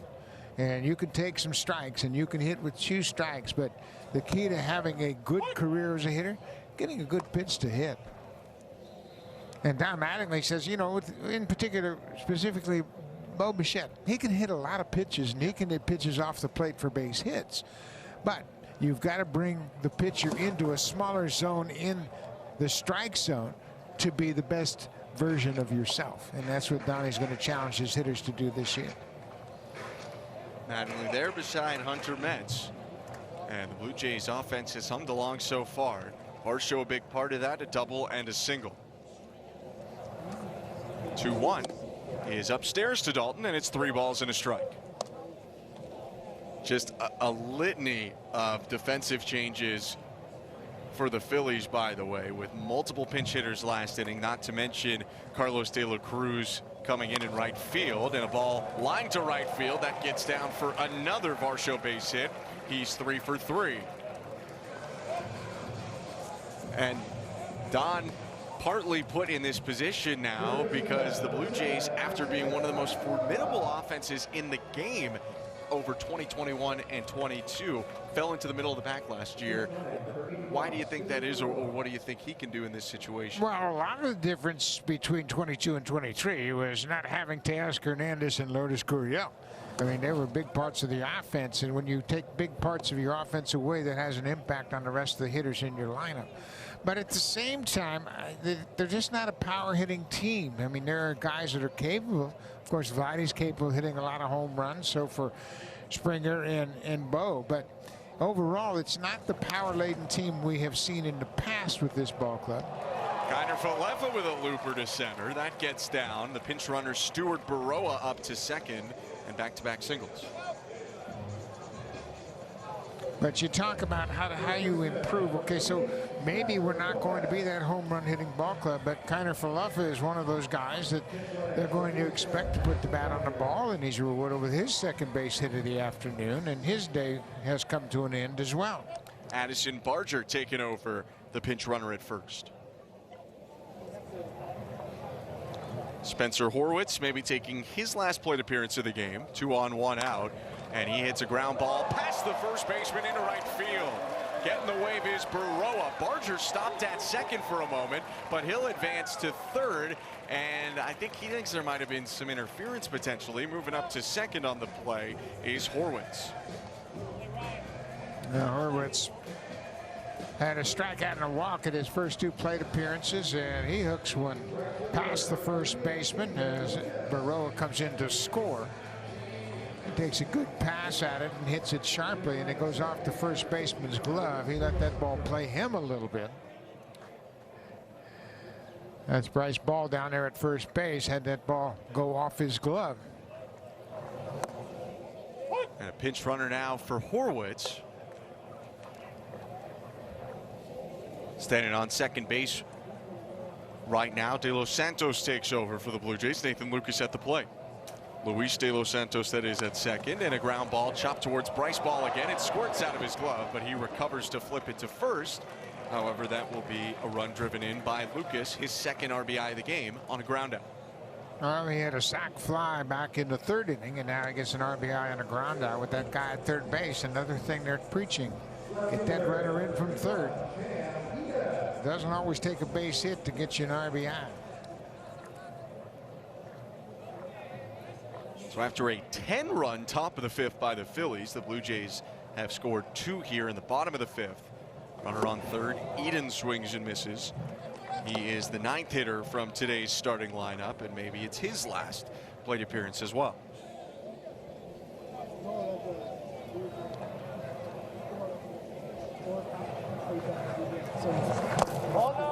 Takes another pitch low, and the count is even at 1-1 against the right-hander Dylan Covey, who spent a good amount of time in the major leagues with the Phillies.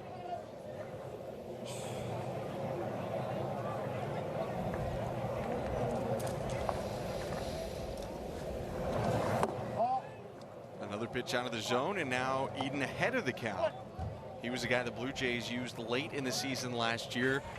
Probably their biggest stolen base and speed threat they have in the system. 53 steals last year. Hard hit ground ball foul. De Los Santos had to dance out of the way. And Cam Eden's a very good defender as well. He can really play center field. He's playing in left field today. He needs to be more consistent with the bat to become a big leaguer. That's Paolo Espino, the veteran former big leaguer that's on this team as a non-roster invite. Swing and a miss there by Eden, and that will end the bottom of the 5th. Blue Jays score a pair. Varsho and Kiner Falefa pick up hits and runs and come out of the game.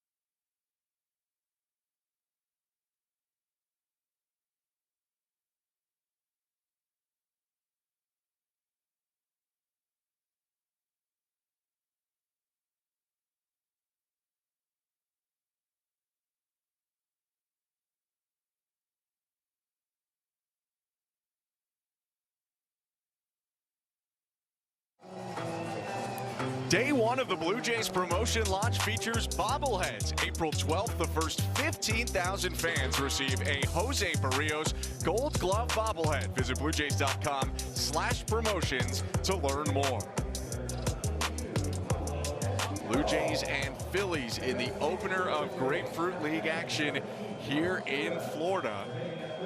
And Rob Thompson is here, the manager of the Phillies, a Canadian Baseball Hall of Famer, and as Canadian managers go, about as successful as there's ever been. Yeah, he has done a terrific job with his team. He, of course, came to the Phillies as the bench coach for Joe Girardi, and then when Girardi was let go, he took over. Played college baseball at KU in Kansas, and he was a catcher, got signed out of there, started a coaching career very early in his career, spent 28 years with the Yankees in many different roles. I played golf with him on Super Bowl Saturday, and we played at Copperhead over at Innisbrook, and he made back-to-back birdies for the first time in his golfing career. And got a bunch of Canadians that live at Innisbrook, and Rob Thompson from Stratford, of course, former mayor of Stratford, Dan Matheson, was in the group, and we had a good time, and Rob celebrated back-to-back birdies for the first time as a golfer. I don't even know if I have back-to-back bogeys in my bag. I think one bogey I'd be pretty happy with. But Rob's done a great job with his team, and you know, he's now 60 years old, and there was a time a couple of years ago before he got the appointment as a manager, he was kind of stepping away from baseball. He'd been doing it a long time, but now he's really a fixture with this Philly team, and he's done such a terrific job. He's a great communicator, and he's got a heck of a ball club to manage as well. Phillies made the World Series in 2022 and then lost Game 7 of the NLCS to the Diamondbacks last year. Here's Simone Muzziotti going up against Paolo Espino in the game for the Blue Jays. You had said it before the break, a veteran. That's another guy that maybe provides some depth for Toronto in the starting pitcher front. Espino has pitched for a couple different major league teams, Milwaukee, Texas, most recently the Nationals, where he's pitched both out of the pen and as a starter. Foul ball as that one struck Muzziotti in the front foot.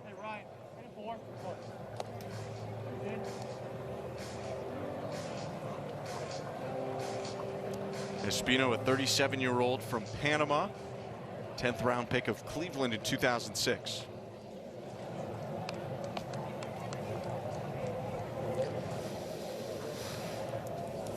2-2 called, strike 3. Espino beats Muzziotti with an 89-mile-per-hour fastball, 1 down. Good spot, good location. Obviously, a veteran pitcher. He's 37 years old now. And he was drafted out of the IMG Academy in Bradenton, Florida, not far from here. IMG, one of the top athletic schools in a couple different respects in the U.S. Called strike here to start off his battle against De La Cruz.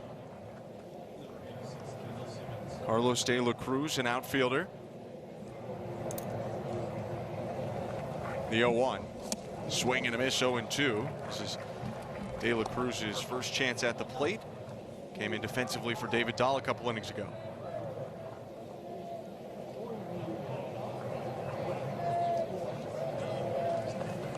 0-2. Swing and a miss, slowed it down, and had De La Cruz way out in front at 73. Yeah, that's the experienced pitcher on the mound, and he knows you don't always have to give 100% effort on every pitch, and he takes something off and comes up with a very effective slow curveball and had to hit her way out in front. So back-to-back strikeouts for the veteran. Espino pitched in the Dominican Winter League this year as a starter entirely. Had 9 starts, almost 50 innings logged, and had an ERA of 2.4. Just outside there, it's 1-1.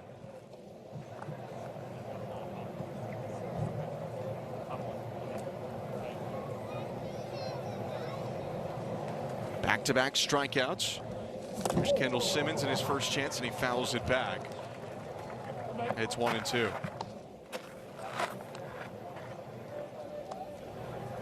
It's Brian Servin behind the plate now for the Blue Jays, and it appears like he is in a battle for that third catcher spot, kind of that Tyler Heineman role from last year. As that pitch lands in the dirt, 2-2. Servin coming over from Colorado. Yeah, the Blue Jays have a couple of guys in that situation. As Peyton Henry, another guy that's got big league experience. He's on this roster now. But the Blue Jays aren't going to take 3 catchers. They're going to take 2 catchers, Danny Jansen, Allen, and Kirk. But you make a great point. That third catcher will probably be in AAA, a guy with major league experience, very much like Heineman last year. And if the last 2 years tell anything, they're going to at least at some point end up using a third catcher. As the 3-2 misses, it's a 2-out walk. Blue Jays have had a couple different guys feature over the last couple of years because, you know, the catching position is just so physically demanding that it's likely that at a certain point you might need to call on an extra body. It's the most difficult thing to do in baseball, Ben. I don't doubt it. You might have some bias, but I don't doubt it. It's you know, and it's hard to find guys that you know. Basically, the Blue Jays are fortunate; they have basically 2 catchers that are everyday players. They just don't happen to play every day. But yeah, there's not many traditional backup catchers around baseball anymore. A guy that will play 40 games maybe and just kind of stay behind, because catchers don't catch as much as they once did. You know, Johnny Bench, I heard him on our interview this morning. He talked about playing 54 games in a row once. 54 games in a row. And the travel was probably you know, a little bit different of a situation for him too. The way that the treatment that he was getting was probably a bit of a different situation as well. So that has to be. Yeah, the treatment after a game Johnny Bench got was take a shower. Take a shower, John. You're in there tomorrow. Maybe the Phillies with one of the few true backup catchers in Garrett Stubbs, because JT Realmuto plays so many games for them defensively. 2-strike pitch is cut on and missed. Strike 3. Eric Brito goes down, and Paulo Espino strikes out 3 batters out of the 4 he faced to end the top of the 6th.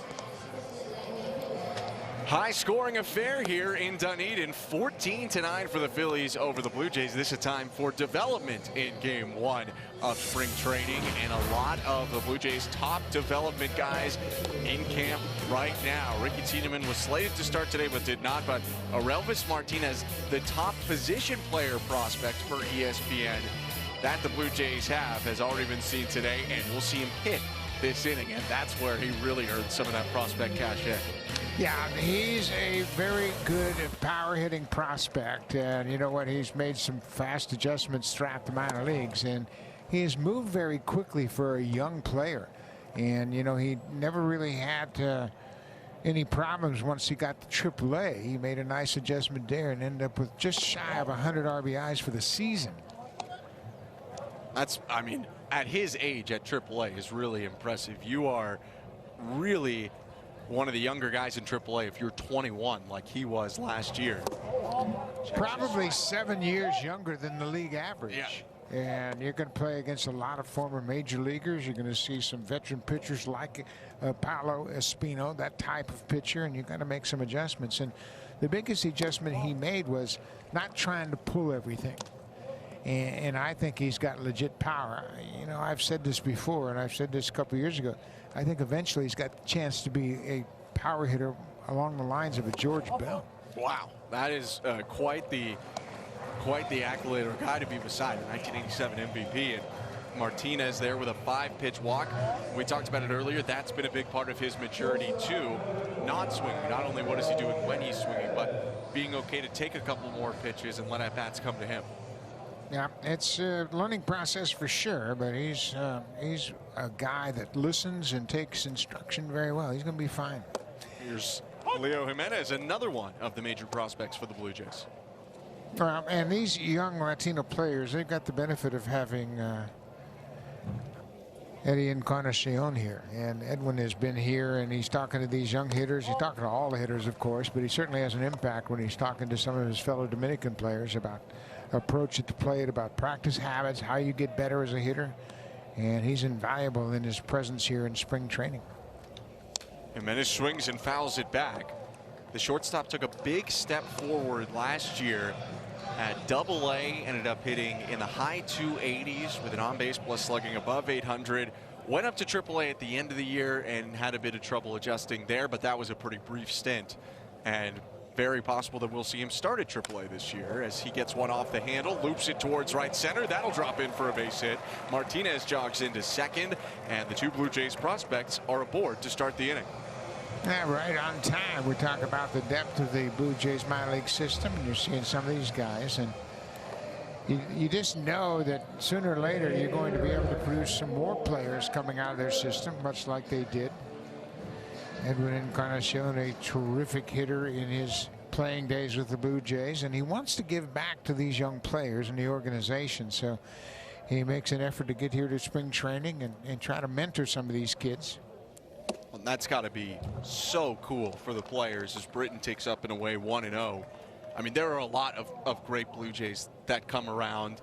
You know, you see Devon White, Paul Quantrill, but to have a guy so recent as well involved in the success of this team, a guy that a lot of these players probably watched when they were in high school or maybe a little bit before that, and have him instructing them, that's got to make a big impact. Yeah, and you know what, he had some terrific seasons for the Blue Jays.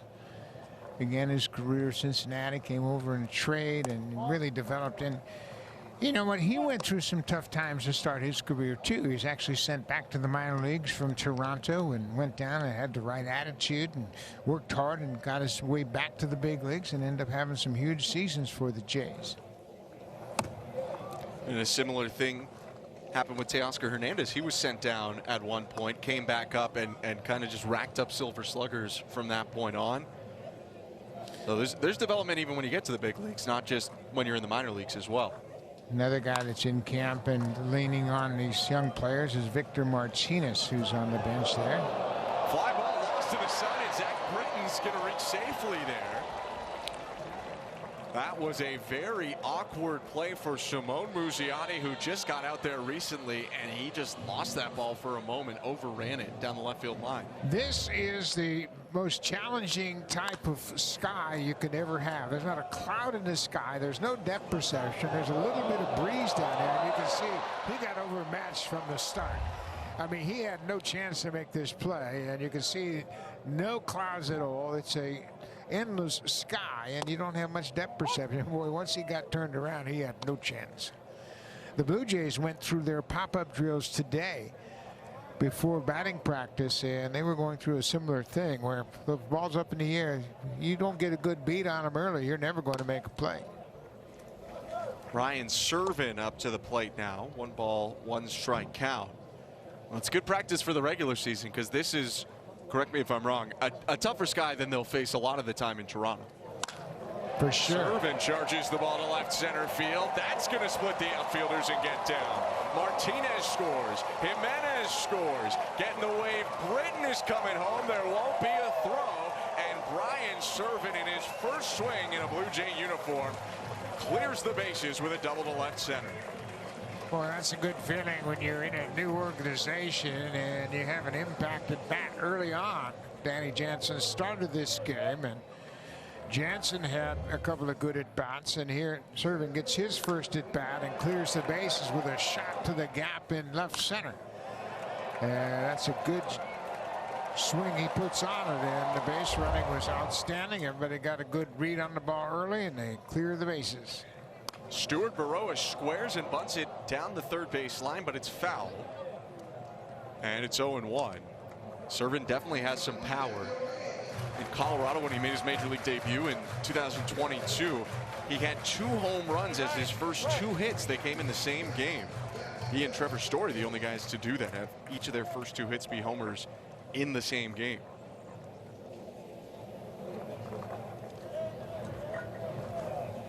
Oh, 1. Baroa takes downstairs 1-1.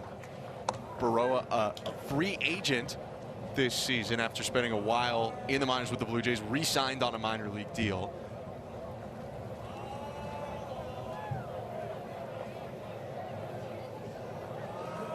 The 1-1. High and outside. Yeah, he's an interesting guy. He's got some speed. He has played in the outfield. He played winter ball again in the Dominican Republic, and he has played a lot of center field. He's played primarily center and left, but he's interesting in that he's got some speed, and he's a switch hitter. He pops it up to left. Muzziotti fighting the sun, but makes the catch. And that's the first out of the inning. Let's go down to Hazel May. Ben, just a note on Baroa. He is in his 8th year with the Blue Jays organization, but this was his first ever invite to big league camp. He said since 2021 he would be asked to come over from minor league camp to play in spring games with the Blue Jays, but he said this is his first ever invite to big league camp. He feels very comfortable in this setting, but he's genuinely excited to get an official invite, he told me, to be with the big leaguers. I asked him what the biggest jump in his game is over these 8 years. He said his mental side, saying he understands how he can help the team, particularly his running game. That's his strength. He says, I feel powerful with my speed and when I'm stealing bases. Guys? Hazel, he stole 47 last year, 47 the year before that, and 58 the year before that. So I tend to agree with him. The speed is really his biggest weapon, as Addison Barger is in an 0-2 hole.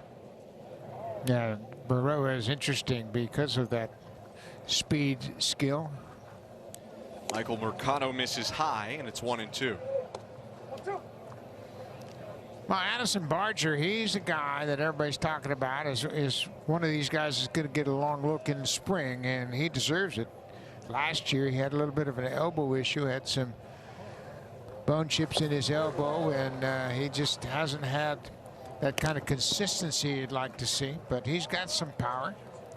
He's got a terrific arm and primarily a third baseman, so he moved to the outfield a little bit, played outfield last year a bit, but another one of those guys they're trying to see just exactly what they have in Addison Barger. Yeah, the word on him is third base and some right field. And he told me that it's been interesting learning from Isaiah Kiner-Falefa because Barger started as a shortstop, so did IKF, so he could relate a little bit to Isaiah in learning that way. The Blue Jays score a trio of runs and look to tie it up when we come back.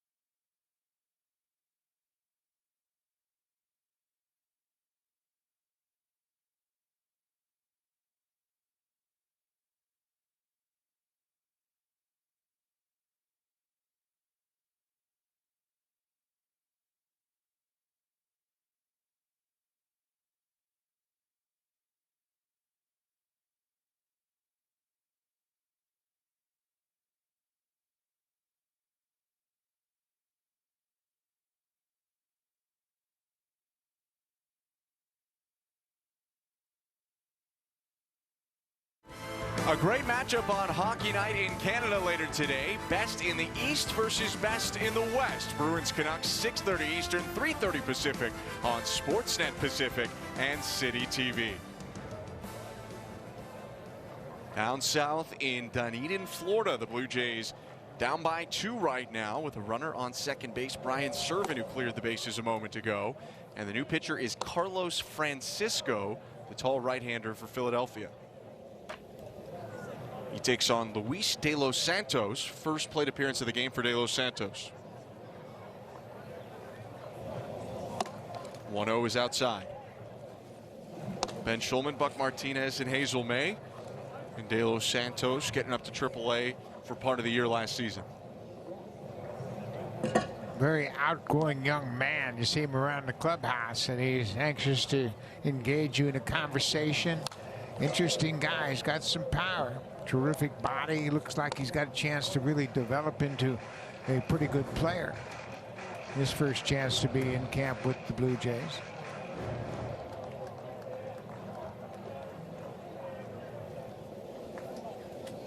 Hit 3 grand slams last season as he takes a pitch inside to go to 3-1. He hit a 10th inning walk-off grand slam against the Worcester Red Sox in June. Then a week later he hit another grand slam, and then he hit a 3rd in September. The Blue Jays had 2 last year. He had 3, and he takes a 5-pitch walk to keep the inning alive.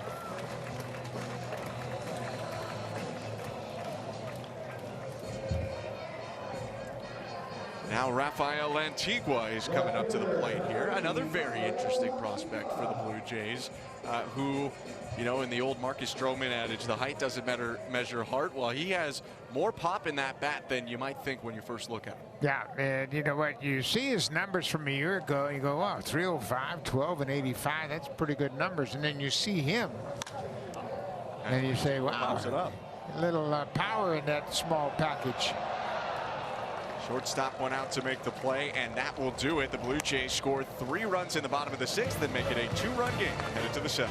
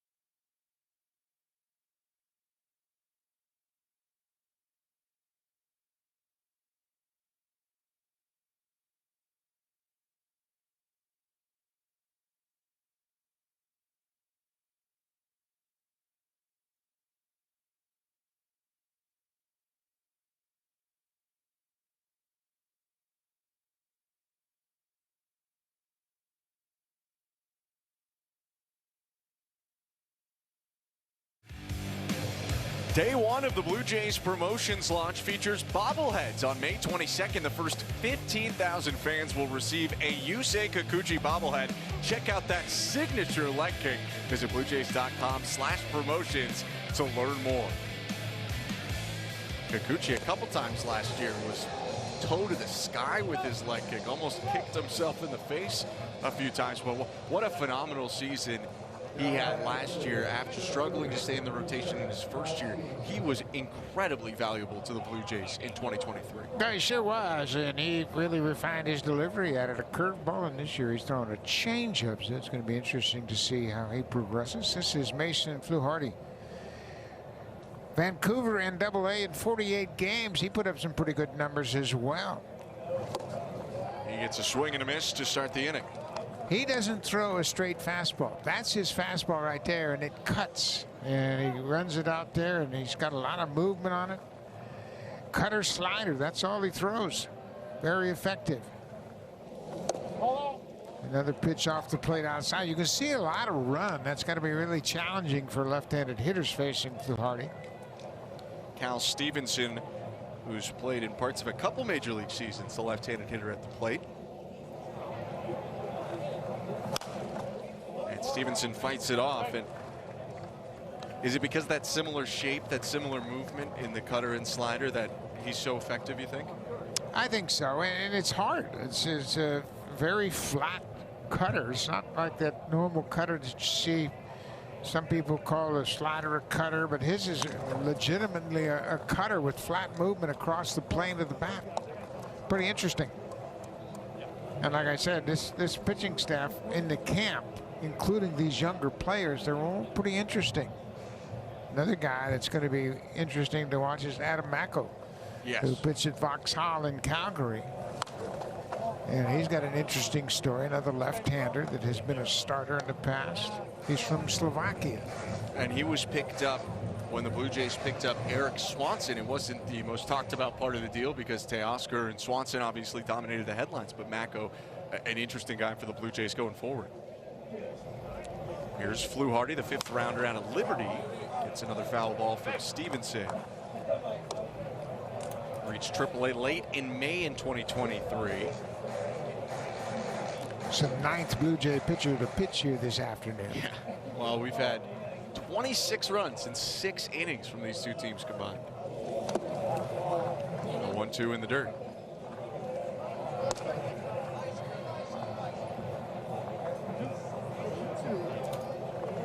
It was cool when Fluharty got drafted in 2022. He posted a picture, lots of guys in their little leagues. You know, the teams are named after major league teams, and he actually played for the Blue Jays as a kid, was the name of his little league team. And he posted a picture of him and his dad currently with Blue Jays hats on, and then them when he was his coach and they were kids. And that was in the silver and black era, a different logo, but being a Blue Jay for a long time. So Fluharty's comfortable in these threads. Yeah, that's cool. A couple of Blue Jays in the minor league system also with Creighton Blue Jays, including Will Robertson, who makes the catch right there. Played at Creighton in Omaha. Alan Roden is the other Creighton Blue Jays, so they're a couple of Blue Jay farmhands that have been Blue Jays in the past. Two exciting outfielders. Robertson had about as strong of a second half as anyone in the system last year, and parlay that into a strong campaign in the Arizona Fall League too. Former Blue Jay draft pick Trevor Schwecke up. Fluharty jams him. Pop up to shallow left center. Jimenez going out, and he made the catch. Nice play there by Leo Jimenez. Had to fight the sun on a tough angle and helps out his pitcher Fluharty. There are 2 down. You'd mentioned what a good fielder that Jimenez is, and there you see the skills on display. That was another tough pop-up. This tough sky today with a little bit of breeze blowing here in Dunedin, but he stayed with it, made a nice play. So 2 outs for Fluharty, who gets another left-handed hitter in Bryce Ball. First pitch, swing and a miss. Tons of movement on that slider. Well, and 2, he works from the extreme first base side of the rubber to compound the challenges for left-handed hitters. And he's pounding the strike zone. I love his tempo. He is working quickly, keeping the pressure on the hitter.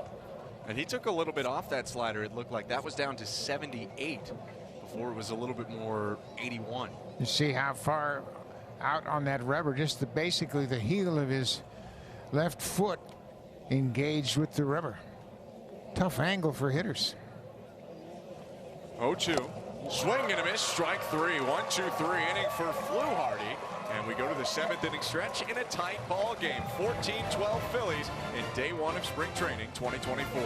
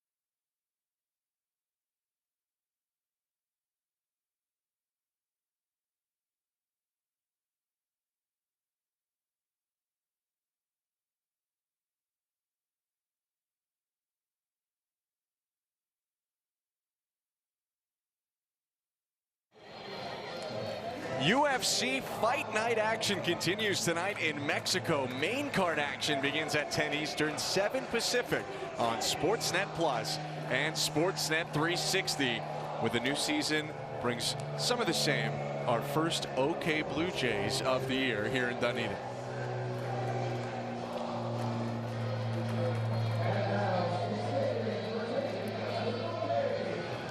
Speaking of UFC, by the way, the Blue Jays, a lot of them going through some new training methods, and for Bo Bichette, there was a new training method. He was doing some Muay Thai. Now, he wasn't actually fighting people. He wanted to make sure that we knew, but he did some swimming, some Pilates.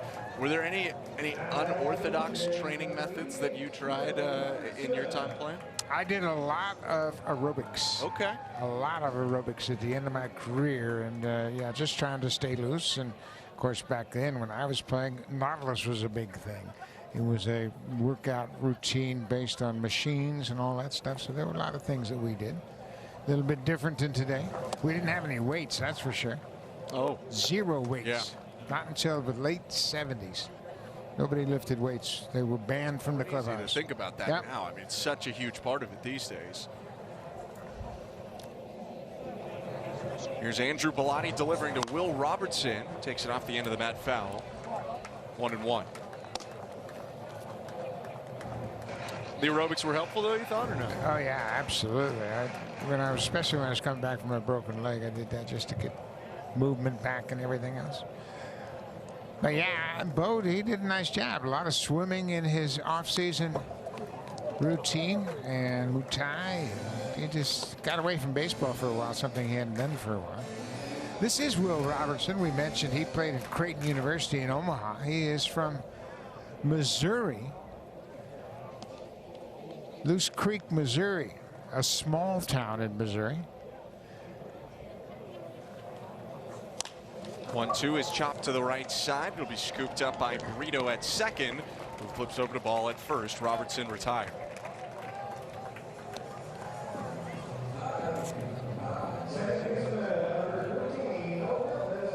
So we get our second look at Aurelvis Martinez, who did not have a full swing in his first at-bat. He had a check swing, but took a 5-pitch walk.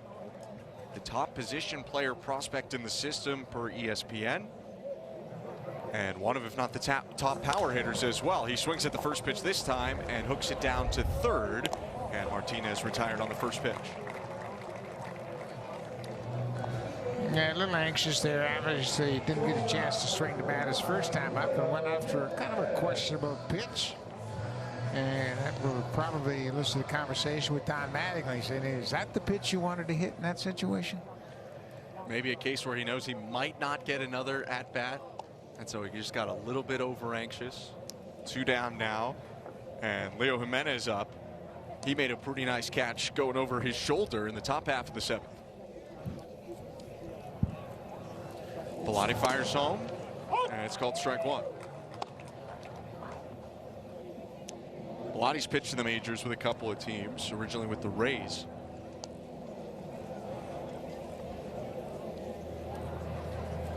Here's the 0-1. Fouled back into the netting. It's 0-2.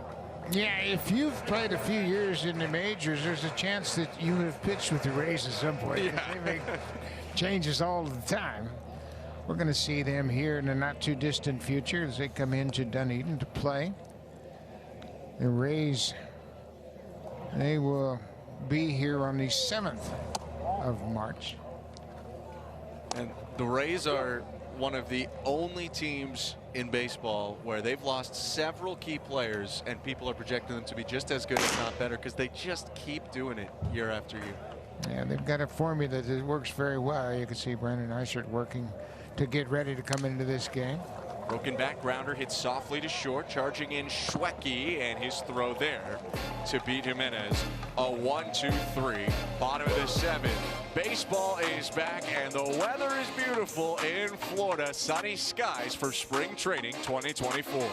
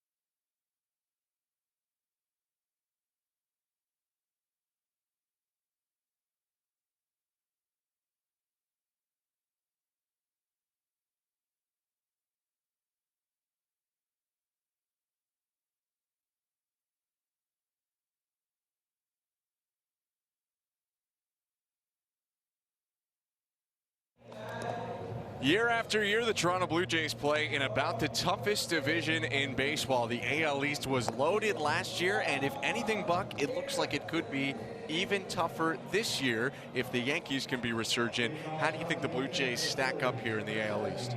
Yeah, I think they stack up very well. In my mind, the Blue Jays have the best pitching staff in the East, starters and relievers. I don't think there's any question about that. The Orioles have had a couple of setbacks already with their starting pitching. The Yankees are counting on Carlos Rodon and Marcus Stroman, and, you know, of course, they got the big guy at the top of the order in Garrett Cole. But when you look at their rotation, Clark Schmidt is 4, Nestor Cortez, he was a big question mark last year, and we don't know what he's going to do. Of course, the Orioles, they don't have Felix Bautista. He underwent Tommy John surgery. John Means has got elbow soreness. Kyle Bradish has got elbow problems. That's a big loss. And he might be out. He might not pitch at all. So, yeah, there's a lot of question marks in this division. But I think at the same time, when you look at 3 teams, 89 or higher win totals, the Blue Jays, yeah, it was a disappointing season, but they won 89 games. I mean, if you improve that by 5 games, you're up in 94, 95 territory, and all of a sudden, you know, I think the biggest thing for John Snyder is trying to win a division. I think you win a division, of course, it gives you that off period. You aren't playing a wild card series. You can get a little rest and set up your rotation a little bit better. But he and Pete Walker, I think they understand they've got a chance to win a division. I think that's their goal. I don't think they want to get to the playoffs. You win a division, then you are in a much better position to go deep into the postseason. Yeah, they've made the playoffs 3 out of the last 4 years, but every time from a wild card spot, and haven't been able to advance past that round. And Brandon Eisert in the game, by the way, the left-hander, with a strikeout of Matt Kroon to start his outing. Misses upstairs, and speaking of the AL East, Baltimore and Boston played today, with Baltimore hosting, and Corbin Burns was seen for the first time in an Orioles uniform. He pitched a scoreless inning and struck out a pair, and the Orioles won that game 4-3. Eisert induces a pop-up here, middle of the diamond. Jimenez is going to call off his minor league teammate in Martinez and make the catch. There are 2 outs. Eisert is a pretty interesting guy for the Blue Jays. Yeah, he pitched very well last year at AAA. He appeared in 459 games in AAA Buffalo and pitched 69 innings and had a pretty good season, a whip of just 132. And he, too, is kind of an interesting left-hander. And they've got a bunch of guys. And I mentioned Adam Mackel. Hopefully we'll see him in the next couple of days. And he's probably got more starting potential than both Little and Eisert. Eisert maybe, though, a depth option for a lefty reliever should the Blue Jays need another one. He misses outside to Muzziotti, 2-0. Yeah, I think Little and Eisert are probably the guys they will think first and foremost of to back up Cabrera and Meza. 2-0 is off the handle toward right field. That's a catch for Robertson, and a 1-2-3 inning for Brandon Eisert. The Blue Jays pitchers flying through the last 3 frames. They're looking for a 2-run comeback.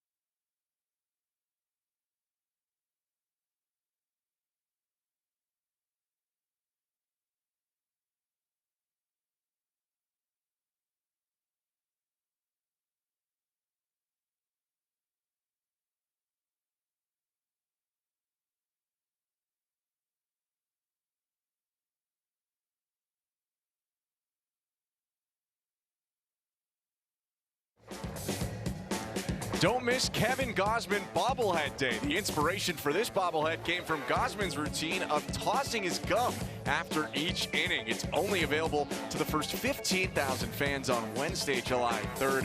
Visit BlueJays.com/promotions to secure your tickets. Bottom of the 8th inning. Fun day here as we open up spring training for the Blue Jays at TD Ballpark in Dunedin. Ben Shulman, Buck Martinez, and Hazel May. And on the mound right now, a new pitcher for the Phillies. It's the right-hander Jose Ruiz.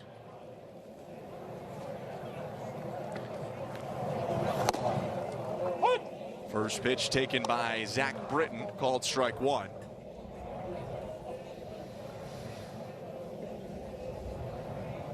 "17 games in AAA for Ruiz, and okay with a .238 opponent's batting average. He's got a good fastball, and there you see it again with late movement down and away. That might have been more of a changeup than his fastball. And Ruiz started the year at the major league level, was traded from the White Sox to the Diamondbacks. Check swing there by Britton. He did go around on the appeal, so it's 1-2. Dan Iasonia down at third. Ruiz trying to get back to the majors where he's made over 200 appearances. Britton with a little bit of a Soto shuffle there as he takes the pitch low. It's 2 balls and 2 strikes.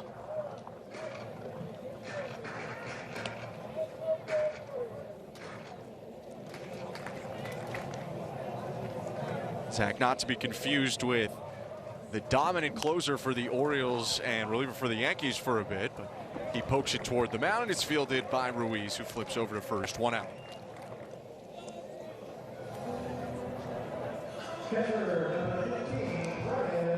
Second chance for Brian Serven, and last time he was up, he thumped a ball to left center field, cleared the bases. It was a 3-run double, and that's why the Blue Jays are down 14-12 right now, because of Serven's big extra base hit. Serven came over the big hit. You see his numbers last year in AAA, 38 games. He's now 28 years old, originally drafted out of Arizona State. He got some time in the big leagues, both in 22 and 23. Got a big chunk of playing time in 2022 with the Rockies when he was in 62 games and hit 6 home runs and drove in 16. Played 11 games last year, saw his minor league numbers before, spent most of the year at AAA Albuquerque. He checks his swing and did not go around, so it's 2 balls and 1 strike.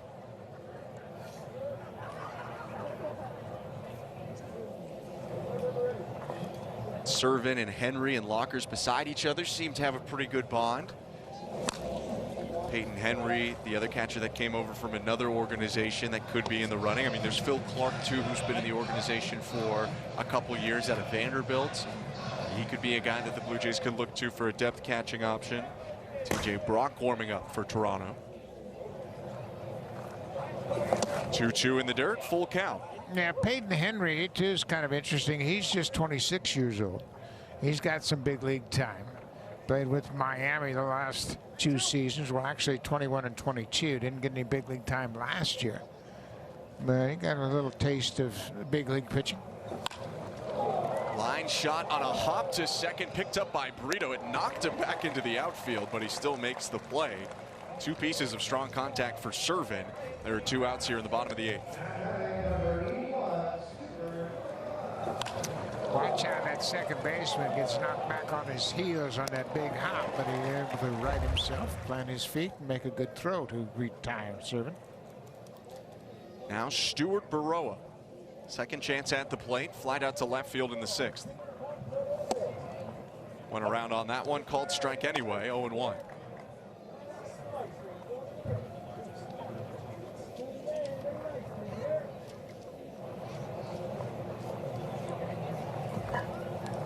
Back and forth offensive ball game, although after 26 runs in the first 6 innings, no one has scored for the last couple innings.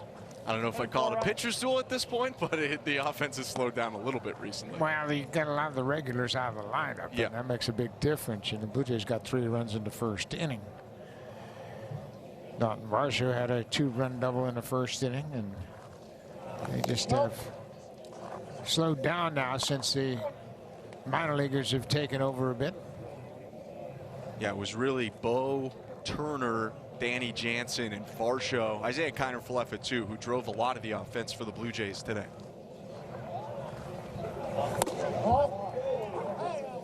2-1 pitch, a little bit low. Good eye by Baroa. Be fun if he gets on. We had mentioned it last time around, but he's one of the best base stealers the Blue Jays have. Swiped 47 bags each of the last 2 minor league seasons. Swing and a miss, full count, with Addison Barger waiting on deck.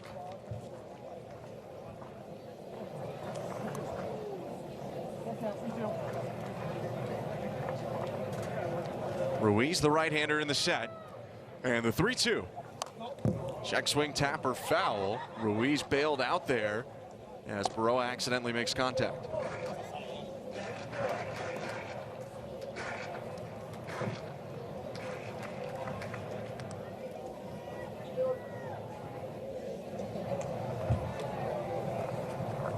Baroa ready for the 3-2 again, and he's aboard.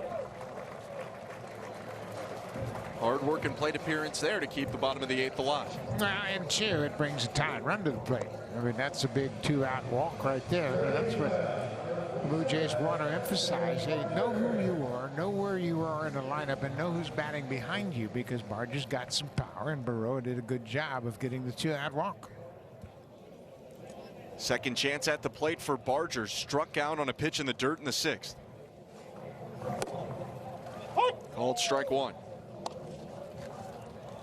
You had mentioned the injury for Barger last year. He started the year a little bit slow because of it, then got really, really hot in the middle of the season. But it'd be nice for him to have a less interrupted year. As the runner takes off, there'll be no throw, and it wouldn't have really mattered if there was one anyway. Baroa takes the base easily on a pitch that was low. And there's a runner in scoring position for Addison Barger. Yep, he certainly got a big jump over at first base. A great acceleration, and you can see he gets top speed after a full stride. Easy stolen base for Baroa. Now potentially a single could score a run as the pitch is outside. Barger ahead in the count. Bo Bichette had a stolen base back in the 3rd inning. And Bo had a good day, had a couple of hits, stolen base, scored a pair of runs. Oh, big backswing there. Looked like it might have hit the catcher. It's a swinging strike, and it's 2-2.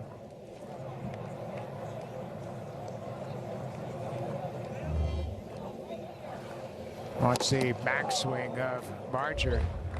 He might have cut the catcher's mitt on that long extended backswing.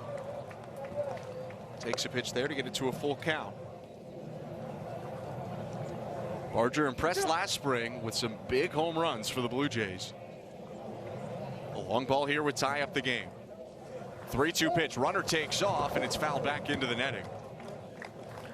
If you're stealing 3rd with 2 outs, you better make sure you're going to make it. Base running last year, that was a big problem for the Blue Jays. They ran into a lot of silly outs, trying to advance on ground balls to the left side of the infield from 2nd to 3rd, and just made too many mistakes on the bases. You got to cut out those mistakes. Outside, ball 4. Yeah, Baroa not forced, so it wasn't like some sort of 3-2 start the runner. That was a legit steal, and the Blue Jays last year did commit more unforced outs at 3rd base than any other team in baseball. Back-to-back walks with 2 outs, and now the go-ahead run is at the plate. Luis De Los Santos with a potential here to give the Blue Jays the lead. Mentioned it the last time he was up. He's hit some big home runs, including 3 grand slams last year. He swings and shoots the first pitch down the right field line, foul. 0-1. De Los Santos, first camp as a participant with the Blue Jays, but he's actually had a lot of spring training at bats going back to 2019. He's had 20 spring training at bats just as a fill-in extra kid from the minor leagues. For those who don't know the distinction, 2 separate spring training camps at the same facility, but for major leaguers and for minor leaguers. But then you can still get minor leaguers to come play in games The Blue Jays have had a couple guys do that today. Big cut and a miss by De Los Santos. And it's 1-2. I don't think minor league spring training camp is open yet. I think it's the early camp. Yeah. It's still open. But Yeah. there's a lot of players in early camp, and they've been here since the 5th of February. You're in competition, maybe not to make the big club this year, but to move up spots. So yeah, there's a ton of guys that are already there. Yeah, the higher prospects. Runners go, a double steal, but a swing and a miss anyway. Ends the 8th inning. Headed to the 9th on what's been a very fun day so far in Dunedin, not just on the field as well. It's the opener of Spring Training 2024.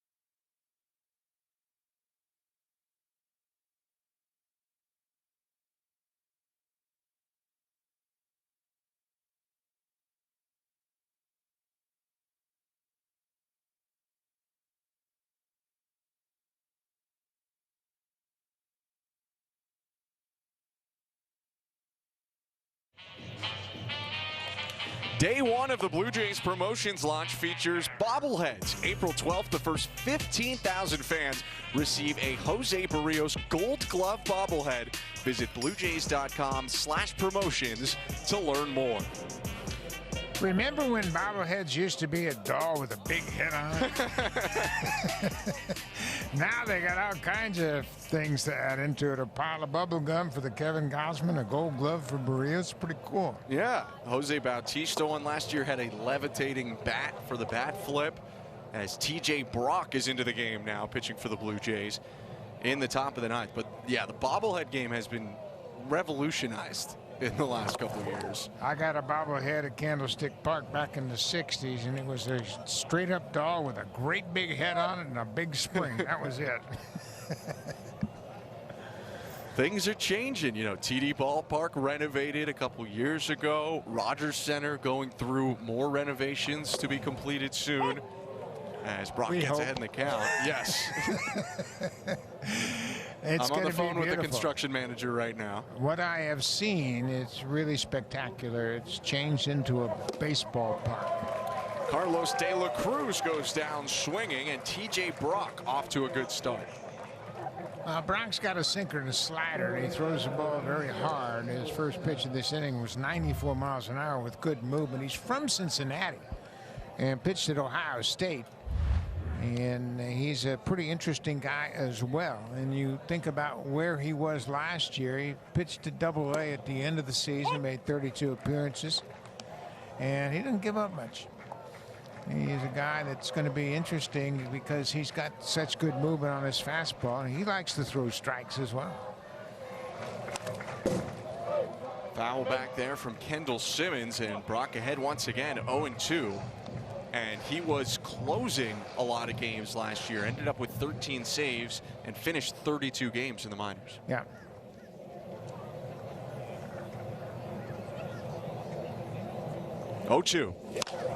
Off the end of the bat, a looper towards short over the head of Jimenez down in left field. A base hit for Kendall Simmons. Yeah, that breaking ball right off the end of the bat. I got enough of it just to flare it into left field.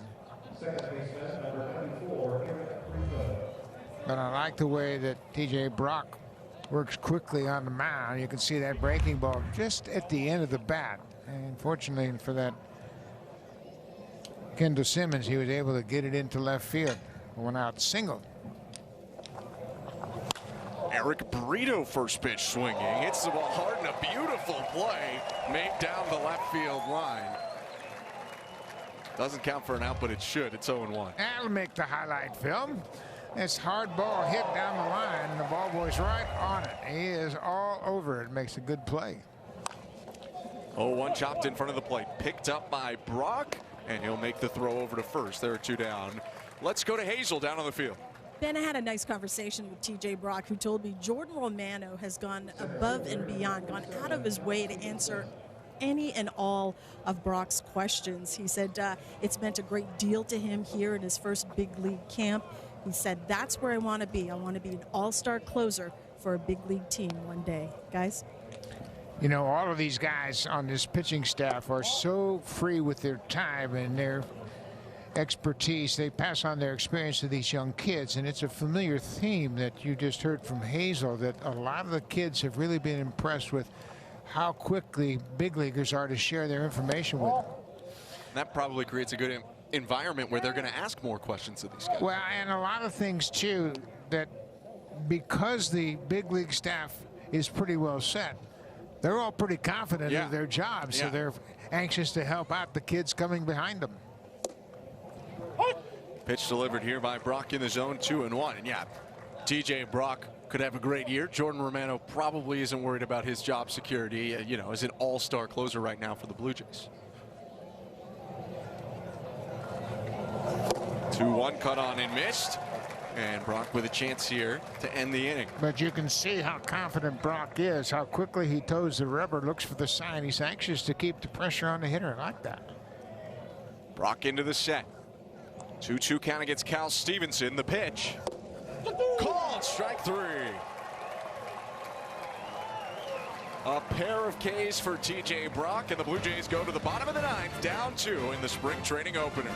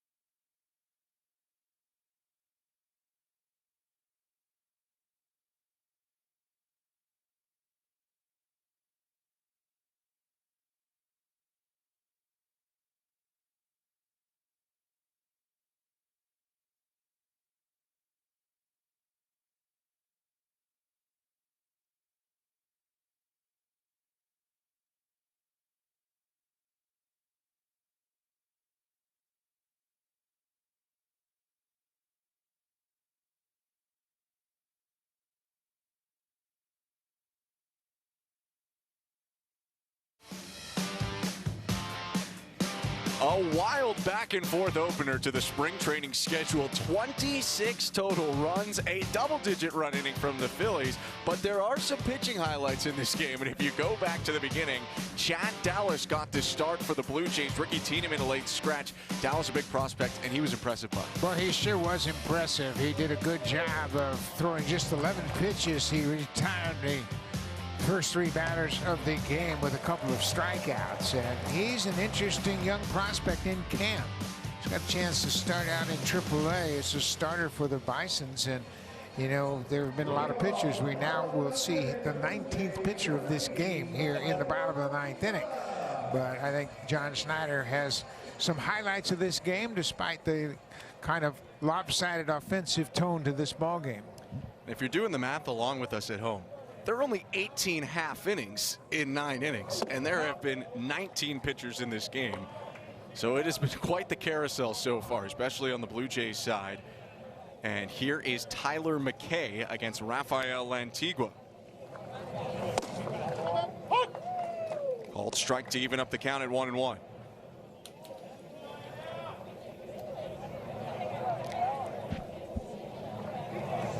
Lantigua in his second at-bat of the day. Swings and misses. It's 1-2. Popped up to short in the 6th. Yeah, he got fooled by that slider right there. That's one of those breaking balls that people have a tendency to call a sweeper, that flat breaking ball that runs away from the right-handed hitters. Called strike 3. Funky motion from McCain. He freezes Lantigua for the first out.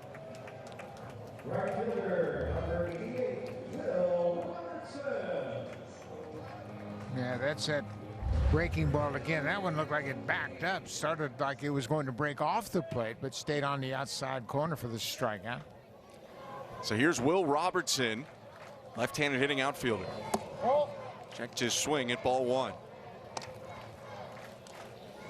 I mentioned Robertson's from Missouri, a small town south of Jefferson City. I said, you know where Taos is? He goes, you mean Tom Henke's home?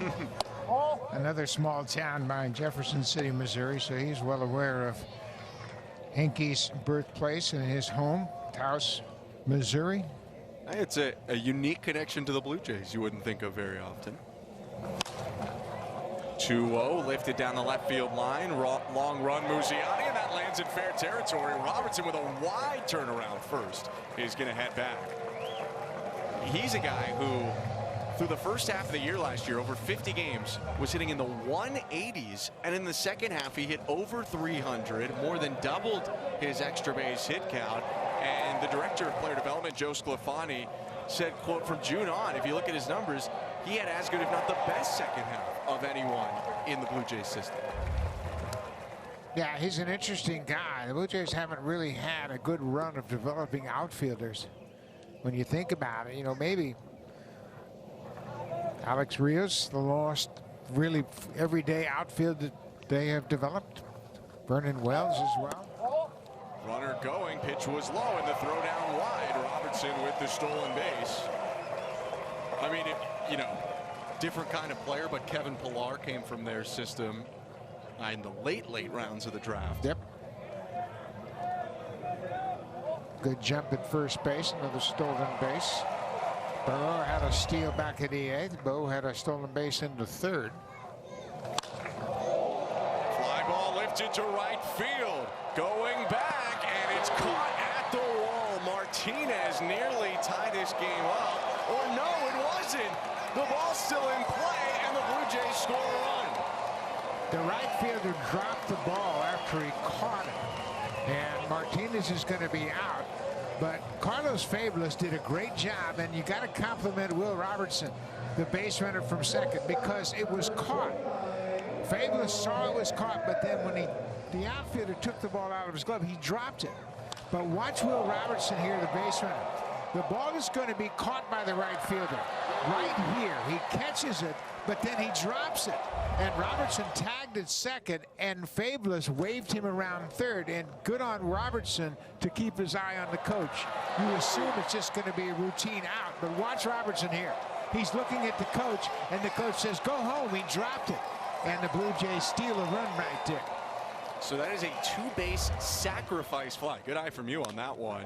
It's a 1-run game and a ground ball to short. Throw across the diamond, and Jimenez, the final out for the Blue Jays in a 14-13 opener to spring training. If you missed baseball, this game gave you a double dose of it in the first game back for spring training. Well, it sure did. 27 runs on 29 hits, and the Blue Jays didn't hit a home run, but they hung in there, had some good at-bats, and there were some bright spots on the pitching staff, but overall, not a bad game to start.